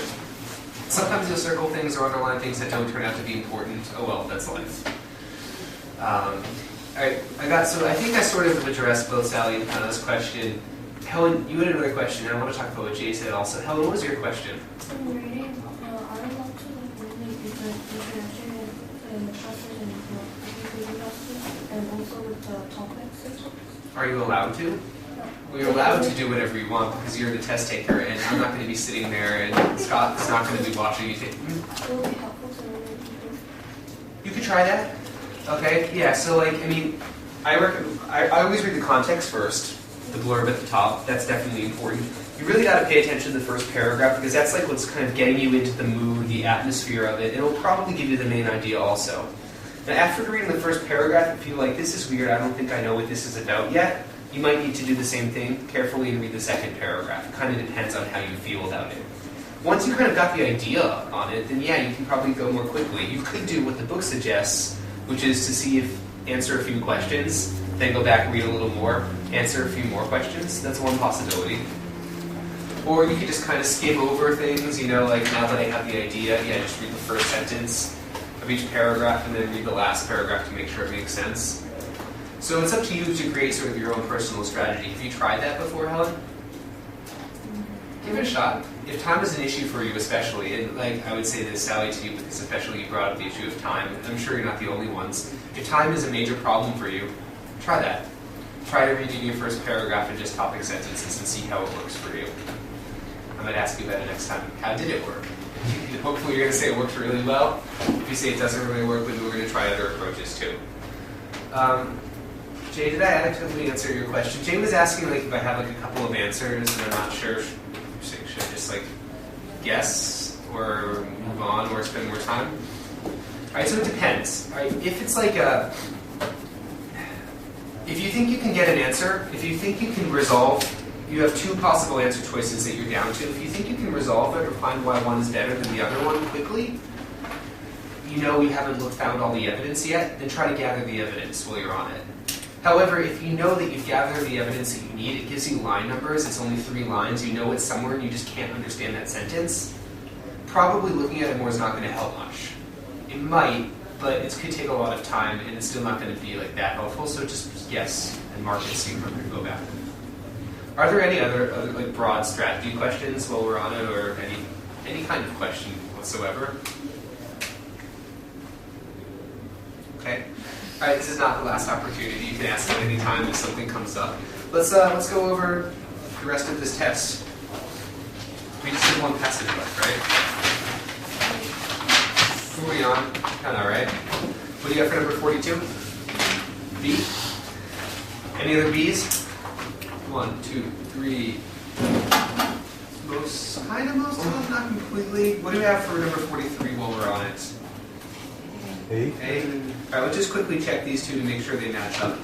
All right, so can you read the question number 42 for us? The author? The author of passage 1 most likely believes that the Glen Canyon Dam. All right, so what is it you said? You said B for number 42? Was built with lack of foresight. What is foresight? Yeah, thinking ahead, like they built it without thinking about the future at all. Well, we say that you said 43A. Let's check it out. Can you read from line number 1? At the time, Glen Canyon. At the time when Canyon Dam was constructed, little consideration was given to how dam operations might affect downstream sources. Stop. Is this enough to support our answer? Yeah. Little consideration. Consideration means care or thought. Excuse me. John, we gotta keep our eyes open and our head off of our hand. This is dangerous. It's too comfy. If you can't keep your eyes open, then you're gonna have to stand up for a bit. All right, so let's move on to other questions. 42 is B, 43 is A. 44, Kiana, pick somebody. Okay, JC, you get to answer this question. What do you have for number 44? B, do we agree? B. D, do we agree? 1, 2, 3, 4. It's kind of a lot of us. It's not a majority though, so we're going to take a look at it. John, read question The 44 author for of us. passage 1 mentions scientists and river recreationists. Alright, so we're looking for the main reason he mentioned scientists and river recreationists. And what is it you said? You said D? Yeah. Okay, let's take a look at what they say. D. Can you re-answer D? The Glen Canyon Dam has had a ruinous effect on the river. Okay, well, where does it talk about the scientists and recreationists? Can we support this? We need to find some support for our answer if we're going to expect people to believe us. And if you have something else, you can try to look for support for that also. I'm seeing this in our first paragraph. Okay, yeah, so let's take a look at there. Let's read from line, let's start off with 9 and 10, National Park Service. John, can you read for us from there? End of line 10. National Park Service Yeah. and U.S. Geological Survey scientists and river recreationists observe the physical transformation of the river at Grand Canyon. Okay, so, right, we got our two things, scientists and recreationists, and what do? They observed changes of the river. What is that most similar to? Does it say that these are very negative changes? We don't know that. So the problem with D is that it's a ruinous effect. We know it's had some kind of effect, but we don't necessarily know ruinous. It's a little extreme. All we know is that it's changed a lot. So? Yeah. Drastically different means it looks very different. We don't necessarily know if it's good or bad. It's probably bad, but not necessarily ruinous. It means like you can't recover it. That's too extreme. What's the problem with B? There isn't. It's not contrast, they both agree. Everyone says this. Alright, let's take a look at question number 45. John, you get to answer that too. A, do we agree? What else do we have? C. How many C's? About half of us, not completely. Can we support it? This is evidence-based reading. Whatever you said, I'd like you to try to find some support for it.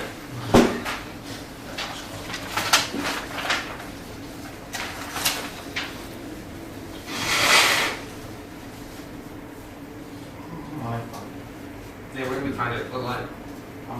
34 to 39. Okay, 34 to 39. Yeah, let's take a look at that. Can you read that for us, John? For example? For example, several native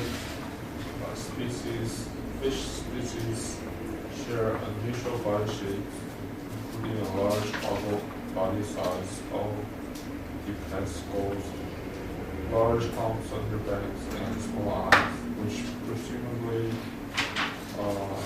developed as adaptations to life in a turbid and systemically variable riverine. Okay, so what do we see here? What are these fish doing? They're adapting. Okay, so what answer is that similar to? C? Yeah, C. They can survive in changing environments. They might be able to. We have to infer, well, it doesn't actually say humpback chub here, but we know that the fish that live in this changing environment have to be able to adapt, and the humpback chub is one of them. So we can connect it. Yeah. Jeopardize. Jeopardize? Anyone know? Yeah, to endanger, to put into danger or threaten. Okay, number 46. D. Hmm? D. B? D. D. I'm sorry. Do we agree? Okay. How many D's is that? We got a B also. How many B's? What else do we have? I'm not seeing the majority on this question. I think we might need to go over it. John, read the question for us. It's using language coverage and must remember. Okay. So how are we going to answer our vocab in context question? In no springs, no milk, floods were. All right, we're reading from line 25. Yeah, keep going. Attribute of the pre-done forward. Okay, so it's a noun in this case. Do we have anything modifying it?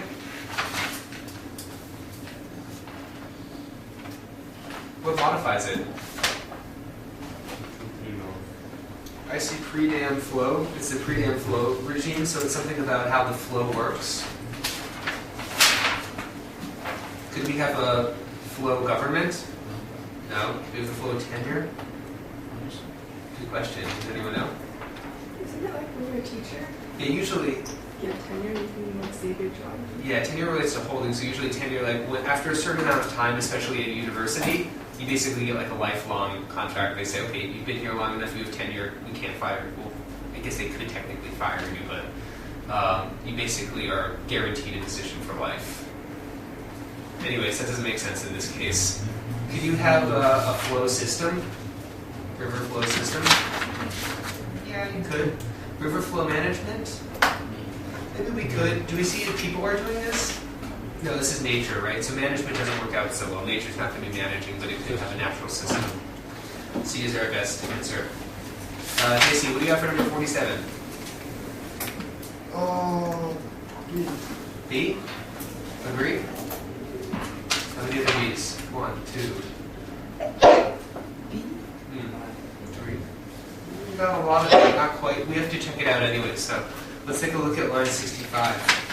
Or the sentence that it's in. Can you read maybe from 63, John? These sandbars? These sandbars are built during central floods when the sand is spread from the river and temporarily suspended at high concentration. Okay, so we need to look at a few clues here. It's a verb. What is being suspended here? Sand. And we see it's sand is carried from the riverbed, and then it's suspended at high volume or high concentration. Where? In the flow. So taken from the riverbed and put into the flow. What seems to be the best? What does withheld mean? Yeah, held back. So it's not doing that. If anything, it's taking it from one place and adding it to another place. That sounds a little similar to what John said. Mixed, right? Taking one place, putting in another. It's kind of mixing them together. Yeah, that's our best answer. All right, so anyways, John, you got this question right, so you can pick the next person. Who's next? Okay, so you need to ask. 48, what do we have? C. C? Do we agree? How many C's? It's a majority. It's right. Yeah. But Sally, while we're at it, let's answer question number 49 also. It's related. I think this is wrong. Oh, really? Yeah. Well, what do we have as a class? D. D? D. It's D, right? 48C, 49D. They work together. Who's going to go answer question number 50 for us? Can I just? You can't pick him, no, because then he's going to pick you, and then no one else in this Okay. class will ever have to Yeah. answer anything. Um, Yes, 50? good. Look at that. 50. A. Do we agree? A? How many A's? 1, 2, 3, 4. Not quite a majority, but a lot of us. Any other want to weigh in? Alright, so let's take a look at this question and we'll see if A makes sense. Read the question for us, Julian. The author of passage 1 will most likely respond to the high flow experiments from passage 2. Okay. So what does the author of passage 1 think about these changes that have occurred in Glen Canyon Dam? Detrimental. Yeah, he thinks they're detrimental. Definitely, right? These are not positive changes that have occurred mostly, or maybe it's kind of endangering the environment a little bit. What about the experiments that are going on in passage 2? What kinds of experiments are they conducting and why are they conducting these experiments? To see if the river goes. Yeah, to kind of test if we can fix this river or figure out ways to like help fix the river. So, does it make sense? Yeah, we would probably appreciate this. This is good. Alright, so 50 is right. So you're going to pick the next person. JP. JP, what do you have for 51? B? How many B's? 1, 2, 3. What else do we have? A? Get some A's, we get some B's. Well, alright, let's take a look at them. It seemed to be the split. JP said B, so let's see if that makes sense. Passage 1 offers a historical discussion.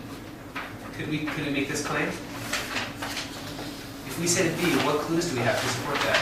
So like some on like dates. We do see dates. It could be the historical discussion. Okay, yeah, so there's dates from like before the dam and then they built it and then how it's affected it over time. Maybe that works. What about the second part?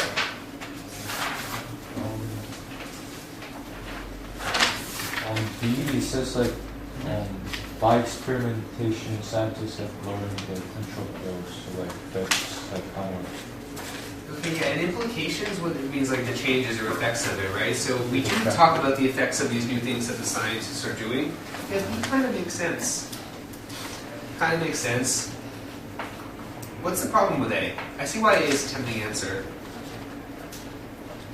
Does passage 1 introduce a problem? A little, to some extent, maybe the possible dangers that this could cause. I think one of the issues about, though, passage 2 is it's not exactly a solution because we haven't completely solved it yet. We're working to, we're taking steps, but it's not necessarily a complete solution to it. Alright, let's move on to question number 52. JP, who's going to answer the last question for us? Who? She picked you. Didn't she pick you? Yeah, so you cannot pick her. You could pick John. Who do you want to pick?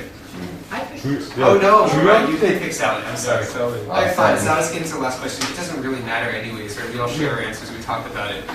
Not a big deal. I chose everything here as C. Then pick a random answer. So C? Okay, Yeah. everything here is C. Do we agree that the answer is C? No, what is the answer? D. Those of us that were saying D? Yeah. Alright, now, you could go through and you could look at it, but for example, what was that fish they mentioned in the, Black chub. yeah, black chub, that's that's the one that they mentioned. Alright, cool. Any questions on this passage? Any on this test? Why is Sally so lucky? Why is she so lucky? Yeah, because like What's so lucky? she like when it was her turn, It was the last question. it was luckily C. C. Luckily? I don't know. I have a regret that I should have got 47 wrong intentionally, and then get 48 right. Alright, you guys are misjudging the purpose of this class, which is not like as a game to like make other people answer questions, but to learn for our own mistakes and to do better on the SAT. Alright, speaking of which, I do have some more exercises that we can look at. So, I think last time I gave you a test book, but it was one that a lot of us had already done. You said like Hella and Jay, you guys were saying you remembered it? I have a new one. We have some new tests. Alright, so what I'm about to pass out is a very thick book There are 5 practice tests in it. It's more material than we need, but they're stapled together, so what are we going to do, right? So I'm going to give you all one of these. When I give it to you, I want you to write your name on it, and I want you to keep it in a safe place. It could be here, it could be at home, but you cannot lose these because we don't have many extras. If you lose them or forget them, then we can run into problems in the future, okay? So again,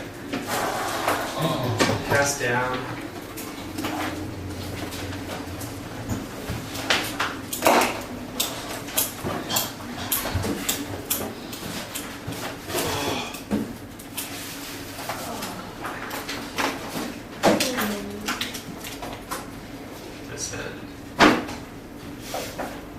Listen, 4 of them down this way, 4 of them down this way.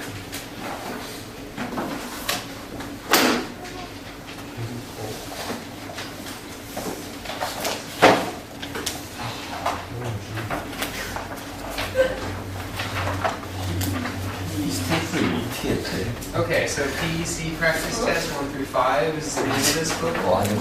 How did you staple this? This one I did in the first. I don't know if you did Are this. these full tests? Oh, in the first page. The first one. When you first came in?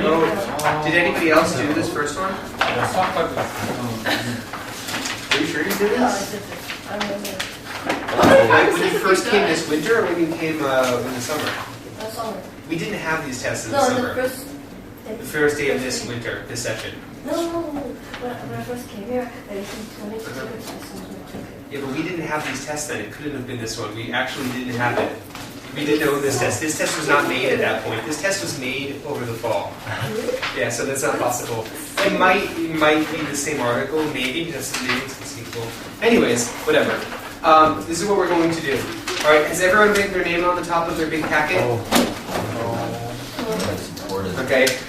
Again, it's your responsibility to keep these safe, to have them, but we don't necessarily do it every day. You don't want to lose it. All right, so we have a little bit of time. I'd like to try a passage. I guess we can start out with the first passage in the first test. Why not? The one that Helen seems to remember very well. You know, maybe this looks familiar because of this diagram, the hero's journey. But this is something you might have encountered in other classes or other articles. This is actually, you're sure it was this? No, Do it again. Do it again. It wasn't with me, I don't know. Probably didn't go over it much anyways. How much time do we want to spend on this? 13. 20. Okay, yeah, so again, 13 would be the absolute max, but I'm going to give you a little bit less just to force us. So yeah, let's just try 10. Let's see what we can do in 10. 10 to 11. We're going to include How did you staple it? I don't know. I did not personally staple it. There was a copy center that made it. They probably have superior stapling technology. Yes, JP. Are we going to do include? Are we going to do it in groups? I don't know. We'll Let's do see. kings and queens. The We'll same consider. groups as last time. Oh. We'll consider. It depends on how well I see you focusing. If I see that everyone seems to be doing a good job individually and we want to do groups in this time, maybe we will. Depends.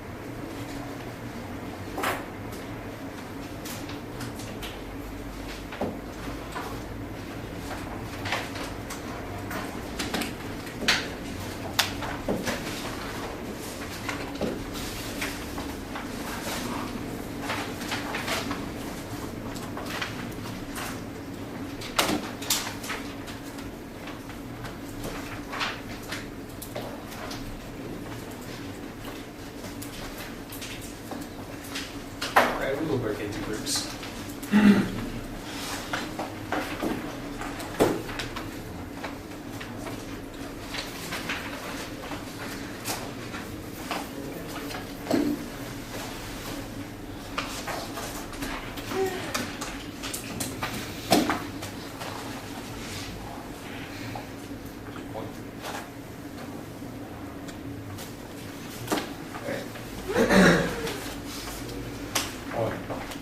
So, who are the kings? If you're the king, raise your hand.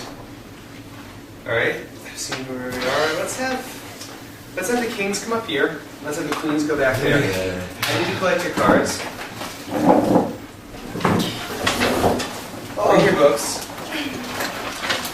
Thank you. 이해가 안 됐어. 이해됐어. 우리 학교 메인 Alright, Heroes of Germany.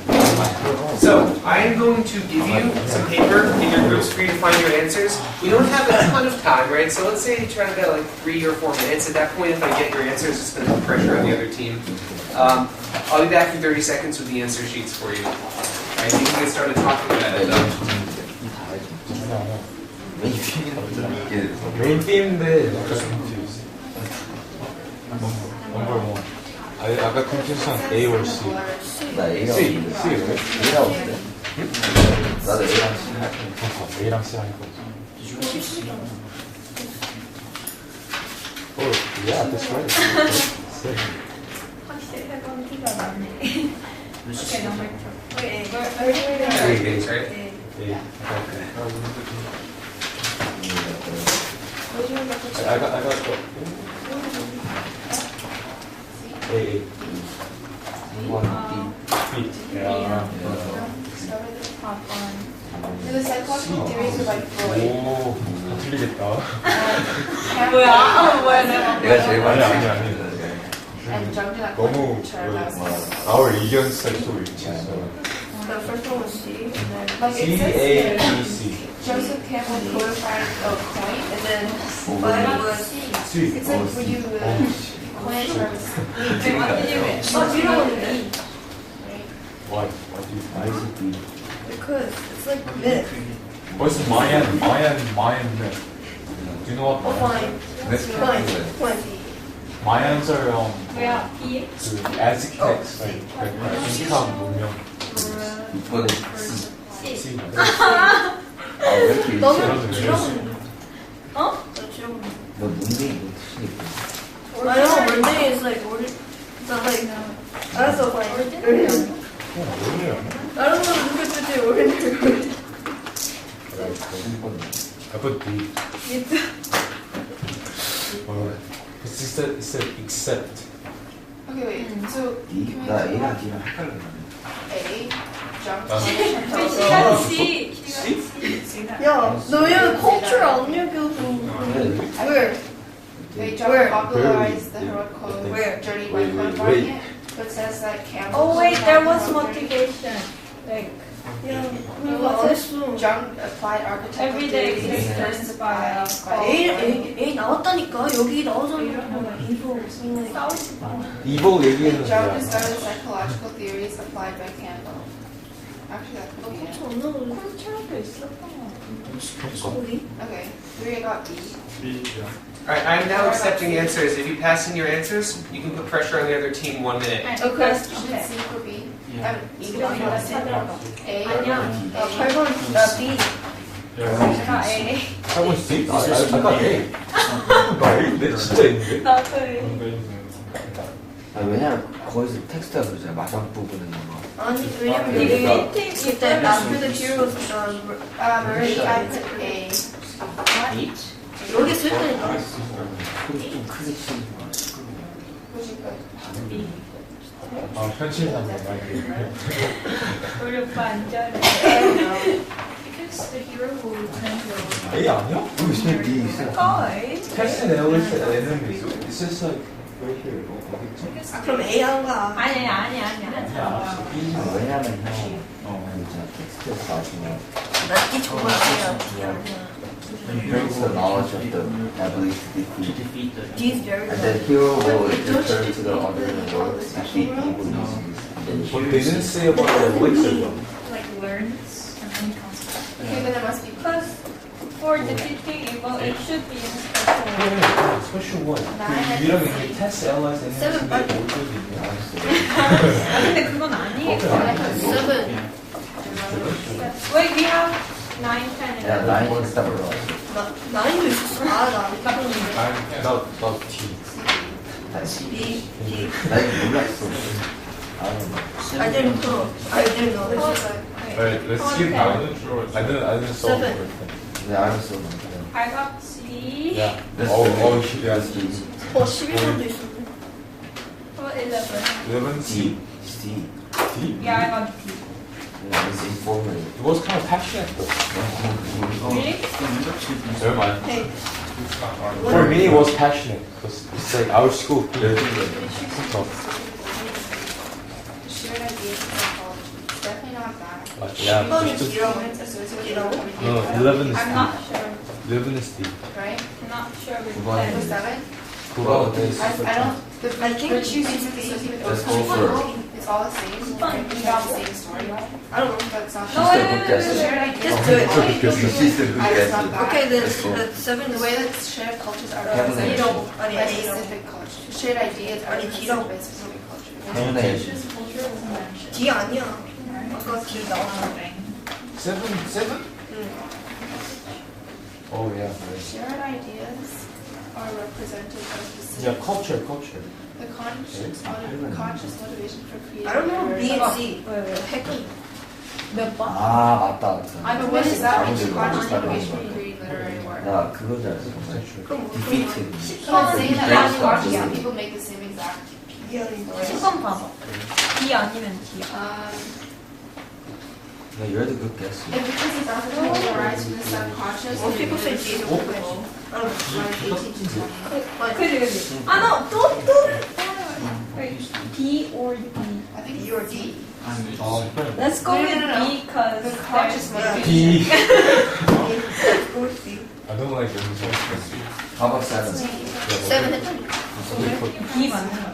She said B. I mean, like, shared ideas are What? represented by What? specific Wait. culture. Why are you The shared archetypes. All right, in the interest of time, are represented by all we need to. We have 1 minute. I'm just 1 minute for everyone right now. We need to get our answers in. C 아니야? 1 minute. See? 몇 번? 몇 번? D. You think Yeah. C? Yes. Oh, I think C. 오빠 C는 7번? Yeah, just number 7 is for him. What? 너 같아요. How about you? 잘 봐. D?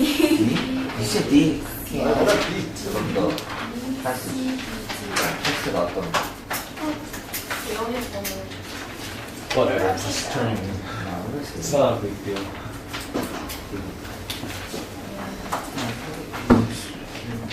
Ready? 지금 떼지 Ready? Great. We have our answers in.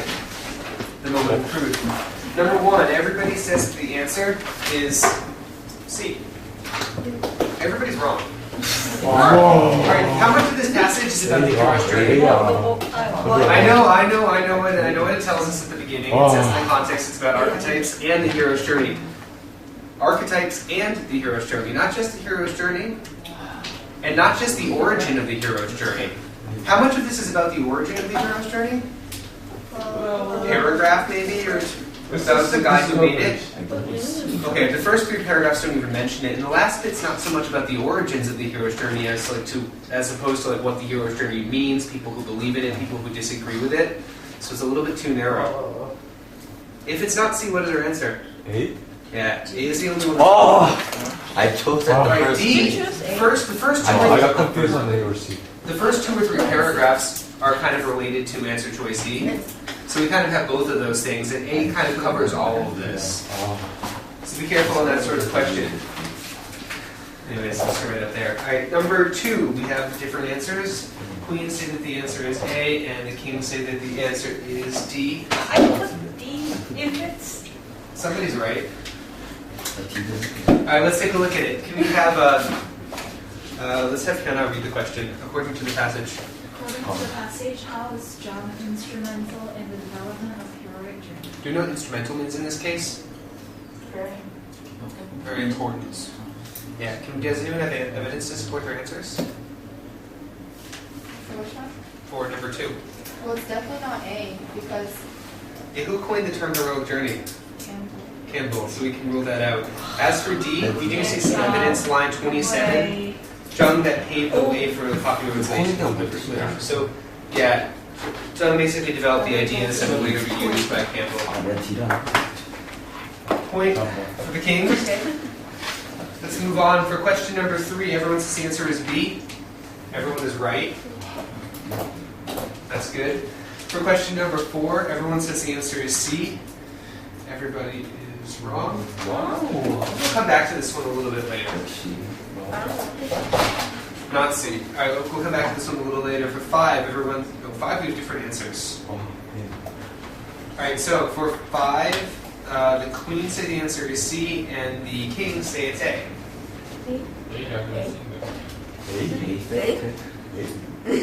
Someone's right. All right, so it's asking us an interesting question here. Con, can you read the question? If the author. If the author were to add on example at the end of the fourth paragraph, which choice would best fit? Okay, well, what is this paragraph about? We have to look at the sentence that comes right before the current last sentence. He believed, for example. Helen, will you read that sentence for us? He believed. The last sentence in the current fourth paragraph. It's line 837. He believes, for example, that all narratives involving heroes follow the same basic pattern. Okay, so what's going to come after this? One narrative or 2? 2. It's going to be 2 narratives that follow the same pattern, probably from very different places in the world. This is going to show that all these narratives have the same pattern. What's our best answer? A. Yeah, A fits that well. 누구에게 썼어? The one. Right, especially because he was talking about traditional stories too. So a fairy tale would focus on that idea of traditional story. Just like super All right, moving on to the next question. Let's see number 6. I see queens say D, kings say C. Wait, you put D? No. We did C. Queen said D, king said C. We said C. We said C. Kings. I wrote it wrong. We agree that it's C. I wrote it wrong. You can't change your answer now, but I'm glad we all agree that it is C. Okay, it is C. Wow. Terrible. Terrible. We only have one point. 7. I see an A and I see a D. D, right? But you say 5. I see an A and I see a D. That's what I see for question number 7. Let's take a look at it. But why our answer is A? I don't know, because that's what you wrote on your paper. Oh, really? It was all you. This looks like an A to me. No, it's fine. It was all him. Do we agree that it's D? Do we think it's D? Yeah, I think it's D. Okay. I don't want to spend, we don't want to go over it. It is D. That's what I've heard. No, we both say D. Yeah. No, I Hold on, right? All right. No pointing fingers. If it's a group. Yeah, it's fine. You're already lost. Okay. I can All right. Number 8. This was maybe a tricky question, actually. Deceptively tricky. What do we have? I see a vote for A, and I see a vote for B. And everybody is wrong. Oh. All right. It's tricky, and here's why it's tricky. All right, let's take a look at the question. JP, read the question for us, according to the graphic and the passage. Question 8. Question 8. JP. According to the graph, at which stage in the Paris journal would the hero most likely seeking? Alright, so we actually need to use both the passage and the graph in order to do this. Alright, our first clue is in line 48. Alright, so can you read through 48? Maybe have Sally read for us there. After the hero's merit. After the hero's merit is proven in a final ordeal, knowledge or the ability to defeat evil is provided. Alright, so here's the key to defeating evil. And when we get that after the ordeal. So ordeal is step 8. After that is reward, seizing the sword. So our answer is C. They really like to But it was too easy. Alright, Receiving the sword. 9. queens say the answer to number 9 is B, and the kings say the answer is C.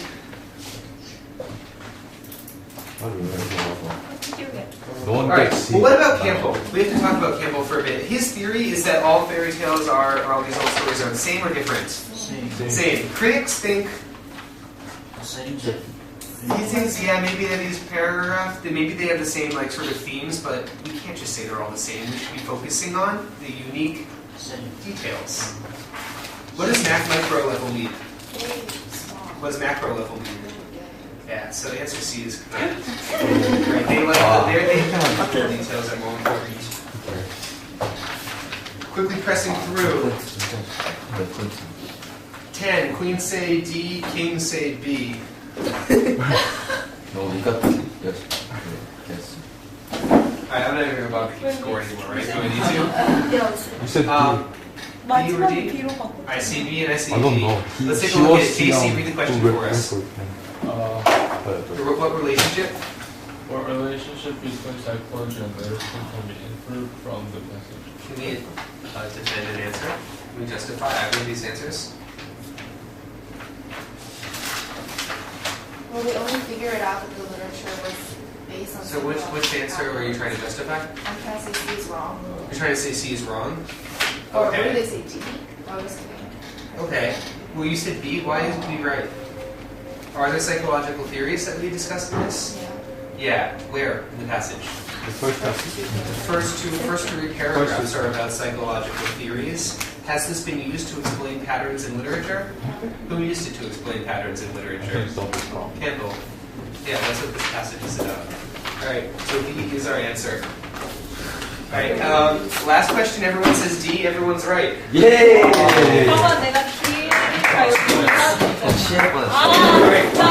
there's one last question I need the answer to, or maybe we do have time. There's one last question. Question 4. Everybody here said C, and everybody was wrong. What is the 4th paragraph about? It's about the heroic. It's about the heroic journey. Alright, and specifically we want to be focusing on that. And the problem with C, let's take a look at C that everyone said. Sally, will you read C? This definition of archetype lays the foundation for the symbolic pattern of the heroic journey.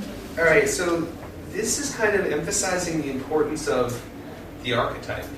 Now, we've been talking about the archetype in the previous paragraph, but we don't want to focus on that too much. But we want something that clearly suggests the importance of the heroic journey and kind of makes a clean transition into that. So, yeah, A is very easy. Alright, game over.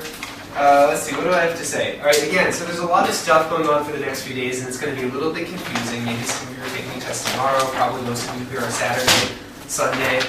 Again, of all the stuff that we're doing, take a look at your syllabus. That's going to give you some guidelines about what work or what test you're taking when. If you are missing tests, try to get them. I think they'll give them to you if you explain your situation, so you can do them at home. Again, I know that some of you are probably not going to want to do all the work, especially if you're missing a few days, or you're really going to want to take 3 or 4 whole practice tests at home. Probably not. So, to prioritize, the test that we're going to go over first on Monday will be PR Test 4. That is the single most important one to do. I'm not saying you cannot do the other ones. You should be doing all of them. But realistically, that's the one we're going to be going over first, right? So that's the one that you really need to make sure you do. Any questions for me? No? Well, Merry Christmas, I guess. Oh, so sad. At least some kind of Christmas. 아, 내 잘못이다. Be it miracle or otherwise. 아, 내 잘못이야. 만약에 그거 해고 그거. There's so much paper. How many trees were killed in this class?